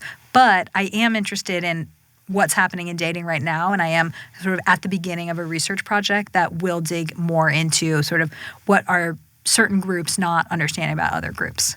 What makes somebody good at dating and maybe bad at being a partner? And then the opposite. What makes somebody bad at dating but like good at being a partner? What do you think you are? I think I'm terrible at dating but good at being a partner. What do you think makes you bad at dating? I get bored. I The opportunity cost of being on a first date is incredibly high. Okay, so So it's going back to priorities, yeah, if you think about my priorities, Yeah. it's sort of like the kids Okay. and then work. And those two things matter a lot to me. And between those two things, it doesn't leave a lot of time for anything else. And the difference between Yeah. running a business and working for somebody else often is I could be working and earning money like Right. you at 6 p.m., right? So if I'm on a date or something with somebody, then there's all these things. And you start thinking about that. And then you just get caught up in your day sometimes and you're extremely focused, which is part of what makes people successful is extreme focus. Right. And then I think, and I don't know if I'm right or wrong, correct me on this. If you come home to a person, I value connection. I value that time. But it's really hard to make that time in your day versus it exists naturally because you're coming home, you're going to bed, or you're cleaning the kitchen together, or you're making dinner together, or you're doing these things together, which becomes a natural part of your day. Versus, I'm not going to text you and I'm like with the kids and I'm making dinner and I'm not going to. Yeah. And so by that time, it's 9 p.m. And I don't know about everybody else, but 9 p.m., I'm pretty much ready for bed. Maybe 10 I can go up till, but how does that work? And maybe this is the wrong way to think about it. I don't know. It's very interesting that you said you're good at being in a relationship, but sort of not as good as getting into one. Yeah. And it sounds like once somebody has jumped through the hoops necessary to kind of make it into the top priorities in your life, you will give them the time and attention. But you find that hard to do in the early stages where maybe they haven't earned that spot yet. Totally. So I mean, that's a bit more extreme than I would word it, but I think you're generally on the right track. Right. And so what are your long-term goals in dating and relationships? I want to be in a relationship. Yeah. I want to be happy and I want a life post my kid. Like right now, one of the things that's top of mind for me or has been for a while is sort of the kids. Right. They're 14 and 15. The path to them going to university is very clear. And then what? I have a great, amazing group of friends. I'm very close with my family. I have a very full life. But then what? They move out and now I'm alone. The reason why I asked you what your long-term goals are that if you're really clear on your goal, I think it helps you prioritize your life differently. So it's like for the next 5 years, as you have kids at home, it's very clear what your evenings look like. Totally. But what happens when you don't have any kids at home? Do you then suddenly start dating? And then do you feel behind? Do you feel like, I'm a little rusty on my dating skills. I don't know what kind of person I like. I actually wanted to have more kids, but now I feel like I've aged out of that. And so by getting super clear on your long-term goals for you, for anyone else, I feel like it helps you make those adjustments in your life. And so if you told me, I want to run a marathon, but I don't have time to train, then I would say, I don't really think you want to run a marathon. Totally. Or you're not going to run a marathon this year. But if you said, I really want to run a marathon and I'm willing to lose an hour of sleep every night or be slightly worse at my job or even have a fewer hours a week with my kids, and I would say it sounds like this is something that you're willing to do. And so instead of thinking this is something that'll happen in the future, I think it does look like making sacrifice is too strong a word, but making adjustments now to how you spend your time so that you are getting close enough to somebody to even decide if you want to be in a relationship with them. Dating's a bit of a show, though. Like you put on your best face, right? You might have had a bad day at work. You sit down and all of a sudden you just want to be in your sweatpants at home, like watching trashy TV. But you're doing something that you don't want to do. And so like not want to do, but you're putting on a bit of a mask, right? You're hiding part of yourself through dating. And I feel like it might be better if people just saw all the different sides of you rather than this pretend little dance. So what would that look like? I don't know. Like you're the expert. No, but why I'm pushing you on that point is like your job right now is flying to different locations to have deep one-on-one conversations with somebody. Yeah. Isn't that a little bit of a show? Isn't it a little bit like a first date? It's like, I'm meeting a stranger. I want to have a connection with them. I want to have an experience. There's cameras here, but I don't think we're thinking about the cameras. I think we're thinking about the fact that we are getting to know each other, exchanging information. Yeah. So And that's why I prefer to do them in Right, person. me too. So my assumption is that like you must enjoy this if you've built a life around it. How can you reframe dating to be something where it's like I get to meet somebody, have an experience with them, go deep, have thoughts I've never had before because we're playing a conversational game of ping pong and I'm having a good time. Whereas right now it sounds like the frame is dating is draining. Dating is time away from my kids. Dating is I can't be in my sweatpants, as opposed to reframing it to this is aligned with my goals and I can actually make it fun. Maybe the way to think about this is I feel broken in a lot of ways, right? And this is part of the reason I went to therapy last summer and spent a lot of time. I did immersive therapy, which is kind of crazy. I spent tell me about it. 10 hours a day with this woman who like flew to Ottawa. Cool. And we walked like 20 miles a day. This is like my dream. And for 5 days. Oh my God. That's like, healthy. That sounds And by great. the end of the day, she's like totally energized. And I'm like, oh my God, I'm ready for sleep. Okay, this is right? a new modality that I need to pursue. She was amazing. It was Cool. the best thing ever. I didn't want to do this like every 2 weeks Yeah, thing. yeah. And I definitely didn't want to do therapy over Zoom. I love this. So I hired this world-class therapist, flew Hell to yeah. Ottawa, and spent like 4 or 5 days with her. Incredible. Just totally immersed. And I figured, from my point of view, the worst thing is like she knocks on the door, we don't get along. I've already paid for the week. Yeah. It's sort of like just go home and I'll do work or whatever. But we really hit it off. And part of what came out of this is, I don't know, maybe I'm alone in this, but I feel like when I get broken up with or a relationship doesn't work out, I feel like I'm constantly telling my friends, oh, it didn't work out. And then there's a part of me on the inside that just feels like I'm broken. What's your reaction to that? That you are so not alone. Rejection sucks. Having somebody spend time with you, evaluate you, and tell you that you're not what they want is so painful. And I think that if you apply for a job and you don't get it, it's, oh, I wasn't right for the position and they had an internal candidate. It's just one slice of your life. But there's something uniquely painful about rejection in dating because it's like, I've met you and I don't want you. And so I'm just validating that I think many, many, many people find this whole process very painful, especially people who've been dating 10, 15 years and are just like, my body, my soul, I can't go through this anymore. So I just have a lot of empathy for that. But what is so interesting about the conversation that we're having is you sort of started with, it's hard for me to make time for dating, when I think what's actually going on is it's very painful for me to feel rejected, so I don't want to subject myself to that. And so the time is an excuse for a much deeper thing that you're experiencing. There's definitely an element of that. I feel broken even when I break up with somebody. Do you know what I mean? Like, I feel like maybe I pushed them away or did something to like cause the fracture and then, eventually manned up and called off the relationship or something. But then I walk away from that feeling like I'm like, why did I do that? Yeah. Why? So what's the story in your head? I mean, it comes back to vulnerability at a point, right? Yeah. Like I think you get to a point in any relationship where you have to make a decision. And for me, it's more binary maybe than other people. And that decision is, do I trust this person to not hurt me? And for whatever reason, post-divorce, that's been really hard for me to get to that point and then trust somebody. So and when I have got to that point and I do overcome it, it hasn't worked out. And so it's like, oh gosh. So you did these 5 days of immersive therapy. Oh yeah.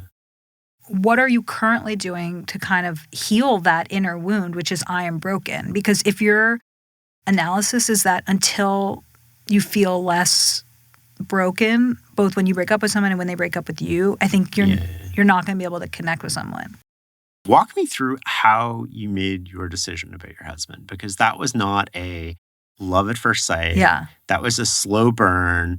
How do you decide between falling into a relationship with inertia and choosing to be in a relationship? Thank you for indulging me and letting me talk about my husband, who I love so much. And it's so cliche, but like I feel like I love him way more now than I did, in our first year, our second year. Like our lives are just so much more enmeshed. And so my husband and I met in college, and we only know this because we became Facebook friends at the time. So I have this vague memory of like sitting next to him in the dining hall, and we had a mutual friend, and he wrote on my Facebook wall, which back in the day, maybe he was flirting or maybe he wasn't. And then we met again at Google and I saw him on a dating app. And I looked at his photos. I can just remember exactly where I was, exactly what the photos looked like. And I swiped left. I said no, because from his pictures, he just looked like this unsmiling bro. They were sort of all from this like one hiking trip and maybe one wedding he went to, wasn't smiling in any of them. And I was just like, oh, this guy's like wearing tank tops and a backwards hat, like not for me. And I like that part of the story because I think it shows like how quickly we make judgments and how incorrect a lot of those judgments are. So then some period of time later, I held this lunch at Google, which was people who had gone to our college who worked at Google. And, in retrospect, I think I was expanding my network. I was doing it for the interns from our school, but it was also a way of just like meeting more people and maybe meeting more potential partners. And so I sat next to my then husband at this lunch, and I was talking about how I was trying to learn the statistical programming language of R and how it was very hard. And he said, oh, I just dropped out of a math PhD program where I wrote R every day. I will tutor you in it. And now that I know this person extremely well, I feel like that was out of character for him. He was totally like hitting on you. I think he must have been, but that's not like what either of our versions of it are. He didn't like It's not how it felt. That's not how it felt, but it's so interesting. It's like even using my language of what side of you does the person bring out, I feel like in that moment, I brought out a generous side of him that he maybe doesn't always access. My husband is not the person going through the world asking people if he can do them favors. And I don't know if it even was romantic for him or a feeling of like, I want to be around this person more. Or like, I'm lonely. I just dropped out of a PhD program. I want to make new friends. And so over the next year, we did have these art tutoring sessions, and I remember them so well. And I remember these like celebratory moments where I'd figure things out, and he was a good tutor. And it really put him in a good light, right? Like he's just so smart. It was a chance for him to shine. At the same time, there was this guy that I had met at Burning Man who I was obsessed with and definitely pursuing. And every textbook example of anxious attachment was coming true for me. So it was like he would pull away, so I would chase him more. He rejected me, so I thought, how can I prove to him that I'm worthy of his love? This guy who I was obsessed with, I had a mutual friend with him. We were sort of in the same extended group of friends. And somebody who knew the guy that I was chasing, was just witnessing how in pain I was and was like, hey, like this isn't working out. I think you should see a dating coach, or this isn't working. And so I started seeing this dating coach, and it was so helpful because a lot of what we did was kind of pull back the curtain. And so I started to understand when she asked me, the person who you're going to end up with, how do you want them to make you feel? And so a lot of that stuff was, I want to feel desired. I want to feel smart. I want to feel cared for. And how does this guy from Burning Man make you feel? Well, he makes me feel anxious. He makes me feel not good enough. He makes me feel not attractive enough. And it's like in continuing to pursue him, I was continuing to pursue those feelings that felt really bad. She said, well, do you know any guys, have you ever dated anyone who makes you feel this way that you want to feel? And this guy from work popped up in my head. I was like, wow, those tutoring sessions are really fun. And we've gotten closer, and now we have lunch at work. And sometimes I call him after my dates with other people. But why am I not dating him? And so pretty quickly, being a goal-oriented person, I was kind of like, hey, I don't have plans this Friday night. Like, you should ask me out. And we quickly went on a first date and, a number of dates. And now we've been together for almost 10 years. And I just feel like on paper, there were some reasons why we wouldn't have worked. So for example, like at the time I was very into Burning Man, and he not only didn't go, but he would say, I don't really trust anyone who goes to Burning Man. Well, guess what? We went to Burning Man together multiple times. It's like I felt like the deepest parts of us that were connected, so sort of same sense of humor, which is a huge part of a relationship, mutual intellectual respect, really trusting each other deeply. Like those things were there from the beginning and have continued to grow. And we still have parts of our lives where we're not the same. He's vegan and I'm not. I like traveling a lot more than he does, but we've built a life where the Venn diagram of the middle is super strong, and we each also have the parts of our lives that are separate. And we're not trying to be 100% merged. What was the transition from friendship to dating? Was it seamless or was it awkward? I think in my head it's so mythologized that I don't know if I can give you a truly honest answer, but I think it was kind of pouring gasoline onto the chemistry that we already had. There was tension already. Yeah, so it was it was really exciting. I mean, it felt so exciting, especially, we both worked at Google. It's this big company with thousands of people. So I would go to his cafe instead of my cafe and hope that I would see him or I would, what did we call it back in the day? G-chat him on the shuttle. There was just so much excitement in the beginning around wow, I have a lot of chemistry with this person and we're going to take that friend chemistry and see if there's something romantic there. And it was not smooth sailing all the way. There was definitely a moment a few years later where I kind of blew up my life, where I left this steady job that I had at Airbnb and I moved to New York for a few months to do this TED program, and just a lot of changes were happening. And we definitely hit a moment of we're either going to break up or get engaged. And we navigated that moment and, clearly. How did you navigate that moment? That is such a decision Yeah. where there's a fork in the road. Absolutely. You're in a relationship. Yeah. You have a lot of sunk cost in the Absolutely. relationship.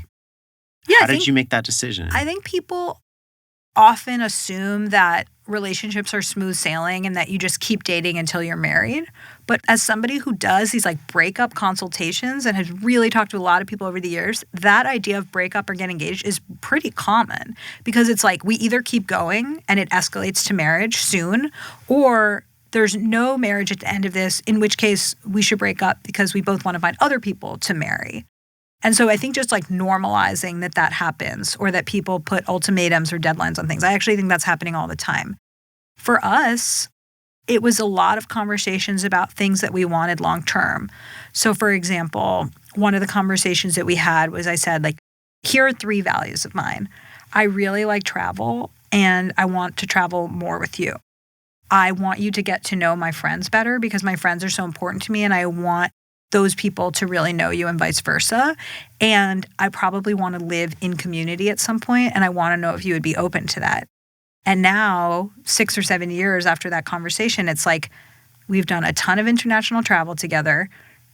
Most of my closest friends are his closest friends, and we lived in this amazing communal environment for 2.5 years during the pandemic. And so my husband is super stubborn. He's super independent. It's not that he changed himself. It's that he understood things that were important to me, and he was able to give them to me in a way that felt genuine. And there's plenty of things that I've done over the years, such as, I'm not vegan, but there's not a lot of meat in our home. And I'm closer to that, or we're currently raising our daughter to be vegan. And so I just feel we just kept finding that our values were aligned, and that we loved hanging out together. And I can't even emphasize enough this idea of mutual trust. It's almost annoying to think about it, but it's I think my husband's right most of the time. And I think he's right about really big issues. And so I feel so lucky that I have this person as my decision maker partner, where I can really say, I have this opportunity. This is how far away it is. Do you think I should do it? And when we talk through it at the end of the conversation, I either agree with him or he's helped me come to the right decision for myself. And when people have partners where they don't really trust or admire or respect them, I couldn't be in that relationship. And so I think that as parents, you're just constantly making decisions. And that's why I feel even closer to him than ever before, because I'm we're really basically partners in this big class project, and it's been really fun. That's awesome. Do you agree with the time boxing? Or the ultimatum, I guess, as you called it, or sort of these points where you artificially create this. One point for people who are not younger and maybe dating again is, do you meet the kids? Yeah. So I think that the ultimatum, that term is even loaded at this point because there's this Netflix show about the ultimatum. And I think when people hear that, they probably have a negative assumption of somebody being if you don't propose by the end of the year, we're breaking up. That doesn't sound collaborative to me. But I actually do think that decision points are very important in life and in relationships. So there's this great research about, people eating cookies. So in one part of the experiment, people just eat cookies in a sleeve, and they just eat the whole sleeve of cookies until it's over. And then they're damn, I just ate a lot of cookies. In another part of the experiment, in between every few cookies are these colored pieces of wax paper. And when you get to the piece of colored wax paper, you think like, do I want to keep going or not? And it creates a decision point that makes you consciously decide, do I go forward or not? And so I think that relationships do offer these decision points. Do we want to be exclusive? Do we want to move in together? Do we want to get married? Do we want to have kids? And each of those is an opportunity to check in with the other person. And so sometimes creating that by saying, hey, let's go away for a weekend and talk about our future, you're really shining a light on an important topic that impacts both of you. And so maybe I'll take back the word ultimatum and instead say, I want people to make conscious choices. I want them to be deciding, not sliding through relationship transitions. How do you have those hard conversations in a secure way where a lot of people might interpret them as like, oh no, the relationship's over, they close up, they get defensive. How do you structure them in a way where both people stay open and they're trying to solve the problem together? It's like, we have a problem or we have a decision point, but we're both on the same side of the table. How do we deal with this versus the perception that one person might have that, oh God, it's over, I'm going to start protecting myself. And the minute they do that, it becomes almost a self-fulfilling prophecy. So there's definitely people who are more experts on this than I am. Like a lot of people love Marshall Rosenberg, who wrote Nonviolent Communication, or even I think some of the work by different negotiation experts is really helpful because you say, how can we solve this together? So I would really encourage people to seek out those resources. But some of the things that I can say are really approaching things from being a team. So we as a team are thinking about our financial future. And this is, I don't know if you know Ramit Sethi, but sort of some of Ramit's work where it's like, what is our rich life? Let's sit down together and have a fun, generative conversation around our rich life. And isn't that fun to think about what we could achieve together versus, hey, I save a lot more money than you do. I don't want your debts to be mine. It's like we're adversaries. And so how can you come at it from a place of we get to do this really exciting thing of design our lives together? Let's have a conversation about it versus this is a negotiation where one of us wins and the other loses. There's no one size fits all, but money is a great point, right? Like how do you have those conversations when maybe there's a huge income gap, or do you have a joint account, or do you have separate accounts? And how does that work? Does having a large income gap correlate to problems in a relationship? I truly do pull on Ramit's work for a lot of this stuff. He has this great podcast where he interviews couples and money, and he has a new book, Money for Couples. And I just did a newsletter with him where it was about how to have the first money conversation. And some of the key tips are things like it's the first conversation. It's not the only conversation. So maybe it's just where you open up and you talk about what does money mean to you? What was your family's relationship with money? When you think about money, what feelings does it evoke? And so just having a conversation where more people are sharing versus having a conversation that needs to come to a specific outcome. Like, well, I make 2 times what you make, so I should pay 2 times the rent. It's like, you don't have to get into all the tactical stuff right away. I think approaching it as the first of one of many conversations is a really healthy idea because I just went to this event that Ramit had, and he said a lot of times people don't even know what somebody else makes or how much money they have, until something like having a kid or, buying a house. And it's like we should be having conversations about sex, money, spirituality, children a lot earlier. I like that. Politics has become very divisive in the last, 10 years, let's say. What's the difference between having different political views and a deal breaker? It's been so interesting in the 10 years of doing this to see how this has changed. So 10 years ago, I did an event with Christian Rudder, one of the founders of OkCupid, and we talked about this question that they have on an OkCupid survey of, do you care about politics? And what he told me at the time was it was way less important if the person had the same political views as you as if they cared about politics or not.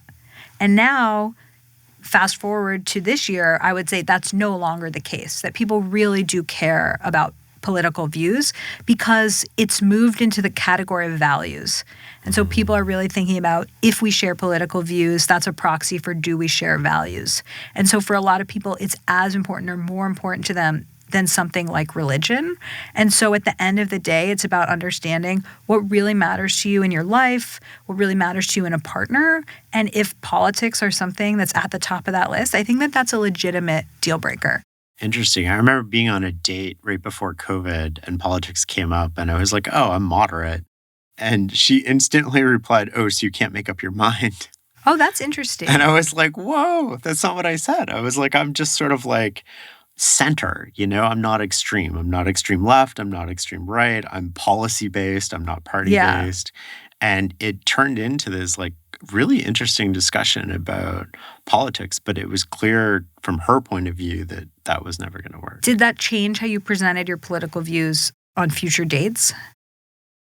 Yeah, I was more hesitant to sort of bring them up because it could be such a contentious point, but maybe you should bring them up earlier if you know it's going to be a source of contention. But I always think like, let's avoid some of the more nasty stuff, at least in the first like few dates, and then get into more understanding the person and how they approach life versus what do you think of abortion? What do you think of politics? What do you think of XYZ? And because then you're almost looking for an argument, right? Yeah, I think it depends on how important those things are to you. So if somebody said, I'm Muslim, I really want to raise my kids to be Muslim, talking about that on a first date feels completely fair. Totally. So if you feel the same way about your political views, then I'm totally fine with somebody talking about that on a first date. I don't think it's let's debate the role taxes play in America. And it sounds like to you, having political views in common isn't as important. So I could see you talking about it later. But it's also shocking. Like I had a Jewish woman once on a date ask me if I would convert. And I'm like, it's a first date. Like, wow, I don't know. I've never thought about this, Like, yeah, but then but that's important to you. But then like, what did you think? What did you say? Exactly what I just said. Like, I don't know. I've never thought about that. I understand from you bringing it up so early that it's like clearly important to you. That's a really interesting one because I could see it going a few ways. So I could see it being where the guy, not just you, but in general, is like, that's way too forward. That's way too intense. The truth is that if I was in love with somebody, I might consider it, but being asked on the first date makes me so turned off that I'm not interested. That is a much better response than But I could see, but I could see another argument in which the person says like, oh, you know what? Actually, being Catholic is just such a big part of my family that like, I just cannot ever see that. And then the woman gets the information that she needs. And so I think a lot of times it's about how you bring things up. You don't want to paint somebody in a corner where they feel like there's a wrong answer. You want to sort of share and model and make them feel safe saying whatever's true to them. And so, for example, she could have said something like, I've been dating for a while, and the older I get, the more I realize my Jewish identity is really important to me. And I grew up celebrating the holidays. I really want to celebrate the holidays with my kids. How important is your religion to you? Then you get a chance to talk about your experience versus feeling like there's a right answer. Like, what would you say to that question on a date? I like your response, which is, if I was in love with somebody, I don't think it would really matter. I haven't thought about it at this point because I haven't reached that point with somebody, but I don't think it would be a deal breaker for me, but I don't know. Like, I haven't got to that point. Right? I think that's a great answer because she can either say, that's wishy-washy. I think that's probably a no. That's not good enough. Or, okay, he's open to it. Religion's not something where he has his own conflicting thing that he's attached to. Yeah. And so in most of these situations, I feel like we think so much about like the strategy and the response and the right thing. It's like, what if we just prioritize communication skills that allow people to ask questions that are true for them and listen to someone's answer and have a conversation around it instead of like some AI resume reviewer that's basically saying, well, they didn't have the right keywords, so I'm not going to pass them on to the recruiter. I like that approach. Is it a red flag if a guy's best friend is a girl or a girl's best friend is a guy? I don't care about any of that stuff. No, I knew you were going to say that. But like statistically, do you? That... No, but I'm just wondering, like, what does the science say behind that? I haven't seen science behind that, but just in my own relationship, I feel like a lot of my closest friends are men. And the fact that, just 2 days ago, I spent like a lot of the day with one of my close male friends. And my husband was like, oh, I'm so glad that you're getting to see David. Like, make sure you like ask him about this and that. Like, I want the update. And it's like, it's so attractive to me that he's so confident. But you hang out together, right? Sometimes this is a person, Yeah. but like I have plenty of male friends that he's not particularly close to. And from the beginning, I think he's just understood like Logan is a social creature with a lot of deep friendships, and some of them are men. And there's this concept called other significant others, which is this idea that it came from research from Eli Finkel and Elaine Chung at Northwestern. And you basically say to a couple, who are the different people that you go to in your lives for different things, whether it's like talking about TV shows, talking about baseball, career advice. And couples that have longer lists of the individual people they go to tend to have these happier, more successful relationships. Because instead of putting all the pressure on getting their needs met from one person, they actually have this network that they lean on. And so my husband and I really invest in this idea of other significant others to the point where our WhatsApp channel with 30 of our friends is called OSOs. And this is truly something that we in our community embody.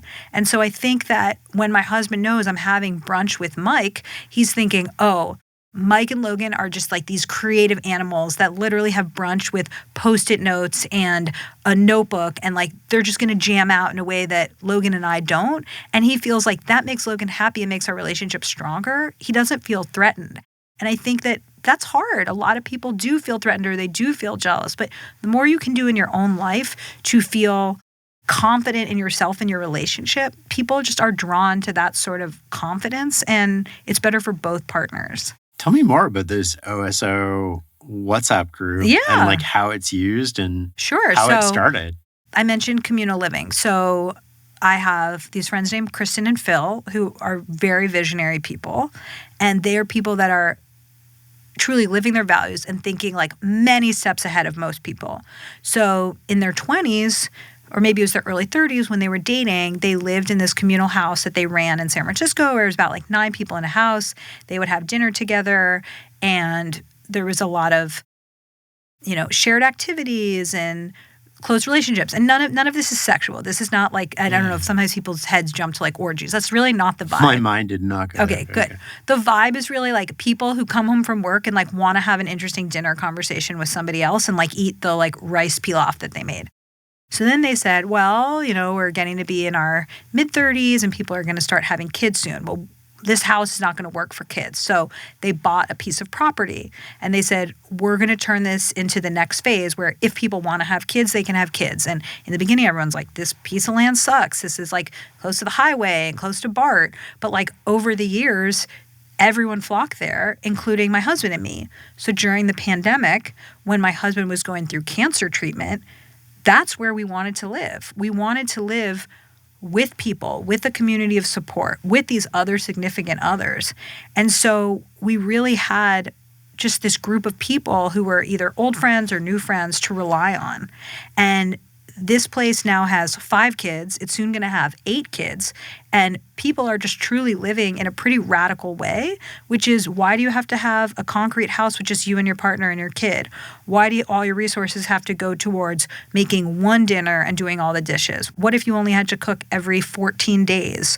What if you could pool your resources and have a hot tub, a cold plunge, a sauna? Like, that stuff is doable when people live in this alternative environment. It's incredible because we tend to do that in Western world as we get older. Once we retire, we go to truly, living. yeah. And there's plenty of jokes there about like a millennial retirement community, or I think they sometimes call it like a rave for introverts. They have a lot of funny names for it, but the point is that this is a group of people who have decided life is better when you're living with your friends. They're not optimizing for the maximum square footage. They're not maximizing for the toniest neighborhood. They're really saying, I feel happy when I see a friend in the middle of the day without social coordination. I feel happy when I have an interesting dinner conversation.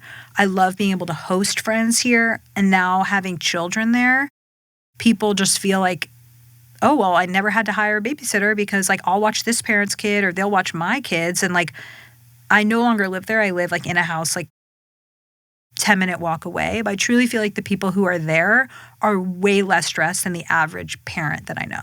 I think that that's true even if you're not living in that community. I mean, as a single parent, it takes a village to raise your children, and having that help and social support network easily accessible. And I like how you mentioned uncoordinated kind of social events. Totally. I remember I used to live in the neighborhood of a lot of my close friends, Yeah. and then I moved. Yeah. And I missed those impromptu sort of wines or walk-bys or stuff. Now it requires more coordination. So there's a lot of research that shows that people are happier if they live within a 5-minute walk of their friends.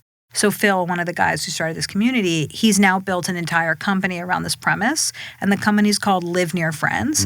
And it's basically either how can you buy property with a friend or near a friend or even like rent something nearby.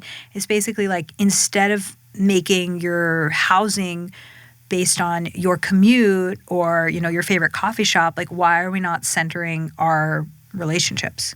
Yeah, I like that. I think often it comes down to commute or cost, right? Right. We often trade off money to live farther away from the city, increasing our commute so that we can get a bigger house, or I don't know what the variables are because I don't resonate with that. But so we're in a relationship. What are the questions that we should be asking ourselves as we decide whether we want to commit to this person for the rest of our lives?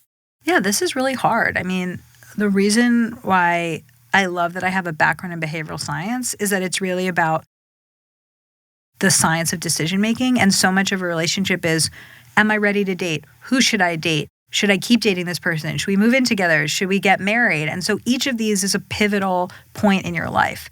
And so the first thing I would say is just having a lot of honest conversations. So before my husband and I got married, there's a great book called 8 Dates by the Gottmans, who are sort of the kings and queens of relationship science and really research-backed. And in the book, there's a series of dates that you should go on to get to know your partner. And so there's conversations about money, there's conversations around family, there's conversations about hopes and dreams in the future. And I did all of the dates with my husband sort of as this like project where I was blogging about it. But I'm really glad I had that container that forced me to do the dates because we got so much out of them that I think really did lead us to get engaged and kind of build a life together. And so I think that the questions differ per person, but a lot of it is just sitting down and think about like, what does our life look like in the future? Like, do you plan on working? What are your values? Do you want to have kids? What are things from your childhood that you really want to repeat? What are things about your childhood that you want to do the opposite of? And I think sometimes when we're so in love with someone, we just assume we're on the same page. And so just kind of echoing our earlier sentiment that I think it's about having these intentional conversations to decide, is this somebody who I could really build a life with? The other key thing is to understand that people often think, am I making the right choice? There's not really such thing as the right choice. I don't believe in soulmates. I think that you could have many great relationships with many great people, and you get to decide, is this the person that I want to do it with? And so, of course, you can think about the lives that you didn't live and all the other stories that you could have written. But instead, I think about the fact that this is a story that I am excited to write. Your husband sounds like an awesome man. He's great. How do we end that relationship if we decide it's not for us? But we've been in the relationship. So it's not after a first date, but maybe we've been dating 3 months or 6 months and we reached one of these points. We've had these conversations. Now, how do we respectfully break up? Okay. We talked today about how painful rejection is. And so I think the first guiding principle for breaking up with someone really should be empathy and just understanding and really imagining how painful it is to be broken up with in most situations. And so a few things to keep in mind. So one of them is there's this rule kind of in corporate America that if you're going to lay somebody off or give them a bad performance review, it shouldn't be the first time that they've gotten that feedback. So I think it's much more fair to let somebody know throughout the relationship if something isn't working. I think it's so painful for people when somebody breaks up with them and says, you know, you love going to restaurants and city culture, and I love camping and skiing, but since we've been dating, I haven't gotten to do any of those things. And then the person's like, what? You never brought that up once. Like, of course we could have made time for that. Why were you keeping that from me? And so I think just understanding that as things are happening and coming up, share them with your partner so that you can tackle them together. Maybe it comes to the same outcome of breaking up, but don't kind of hide all of that until the moment that you break up with them. Another thing to keep in mind is I don't think it's the opportunity to give somebody feedback. I think that can be very painful for somebody. So sometimes in a breakup scenario, the person will be like, tell me what I did wrong. Tell me when you fell out of love with me. I don't find that that's helpful unless there's something really specific, like I constantly felt like you were breaking plans with me or, something that they can change. You were unreliable. You were unreliable. But a lot of times it's like you just weren't a match. And whatever you say to them is really going to stick in their mind and they're going to go over it a million times. So I just sort of find that that's unhelpful. There's also this idea, do you know Alain de Botton? Mm-hmm. His work. So he has this concept of like the nice breakup person, where it's like, I'll keep being in touch with you after the breakup because it makes me feel like I'm a nice person, which makes me feel better.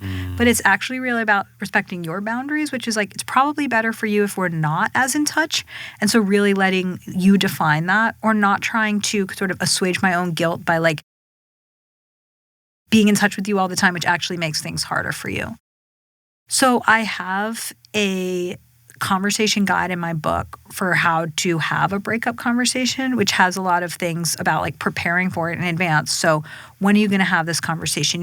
If somebody has a big presentation on Monday, like don't do it Sunday night. Is this person able to get in touch with some friends or family to support them afterwards? So just really trying to soften the difficulty of the situation by setting them up to get support from other people, sharing with them kind of how you're feeling, but not giving feedback. And then I think, honestly, not having sex with them and giving them space to honor the fact that this is challenging and they need to move on. I like that. I'd be remiss if I didn't ask about dating profiles. What are the tips that people, the most common things that people get wrong? Yeah. So I've done a ton of research on this, and I can tell you some of the main tips. So your dating app profile is sort of like your billboard. And if you were buying a billboard, let's say on the 101 in San Francisco, like you would, of course, think a lot about what you're going to put on it. And I think people should give the same amount of attention to their Hinge profile. So, for example, you are telling a story about who you are. So let's say that you have a side of yourself that loves anime and there's a side of yourself that's passionate about baseball. If all of your pictures are from Comic-Con, I'm not going to see that. So really, I like to teach people this concept of your 3 big things. What are 3 big things about yourself that you want to express in your profile?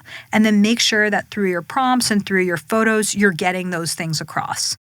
Another thing is having a mixture of humor and vulnerability. You don't want to be all jokes and you don't want to be all super serious. You want to show people different sides of yourself. You also don't want to fall into these dating app cliches. So there's this one on Hinge, like, I'm overly competitive about everything. And people have seen that all the time. So like at best, they sort of just ignore it. And at worst, they're like, oh, cliche, like I'm not interested in that person. There's actually a new feature that just came out on Hinge called prompt feedback, which uses AI to kind of give you personalized private feedback on your prompt responses. So like if you give a one-word answer or it's cliche, it'll say like, dig a little bit deeper. What are you overly competitive about? So hopefully that's going to kind of raise all profiles. Other do's and don'ts, don't have one of those Where's Waldo photos where we can't tell which one you are. People don't like that.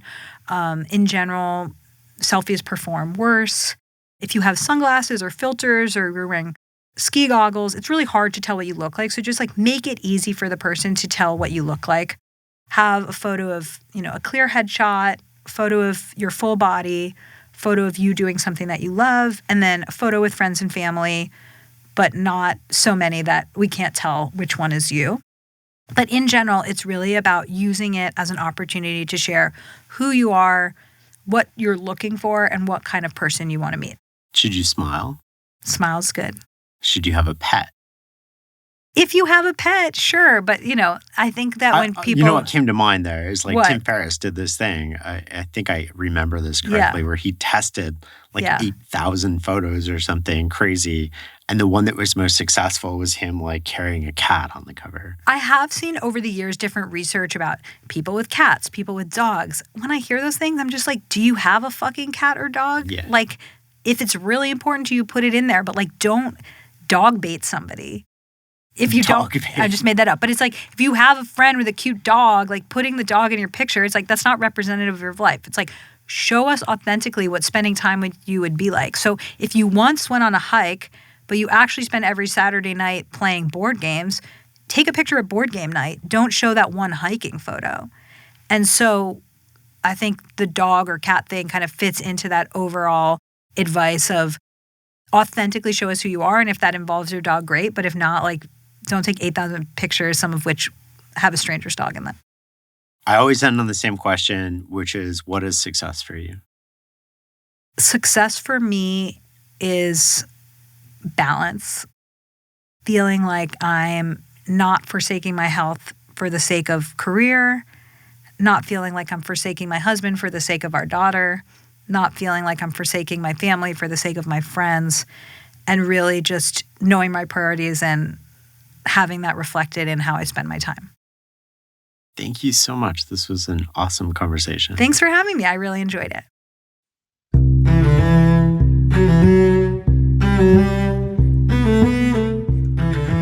Thanks for listening and learning with us. For a complete list of episodes, show notes, transcripts, and more, go to fs.blog/podcast or just Google The Knowledge Project. Recently, I've started to record my reflections and thoughts about the interview after the interview. I sit down, highlight the key moments that stood out for me, and I also talk about other connections to episodes and sort of what's got me pondering that I maybe haven't quite figured out. This is available to supporting members of the Knowledge Project. You can go to fs.blog/membership, check out the show notes for a link, and you can sign up today. And my reflections will just be available in your private podcast feed. You'll also skip all the ads at the front of the episode. The Farnham Street blog is also where you can learn more about my new book, Clear Thinking: Turning Ordinary Moments into Extraordinary Results. It's a transformative guide that hands you the tools to master your fate, sharpen your decision making, and set yourself up for unparalleled success. Learn more at fs.blog/clear. Until next time.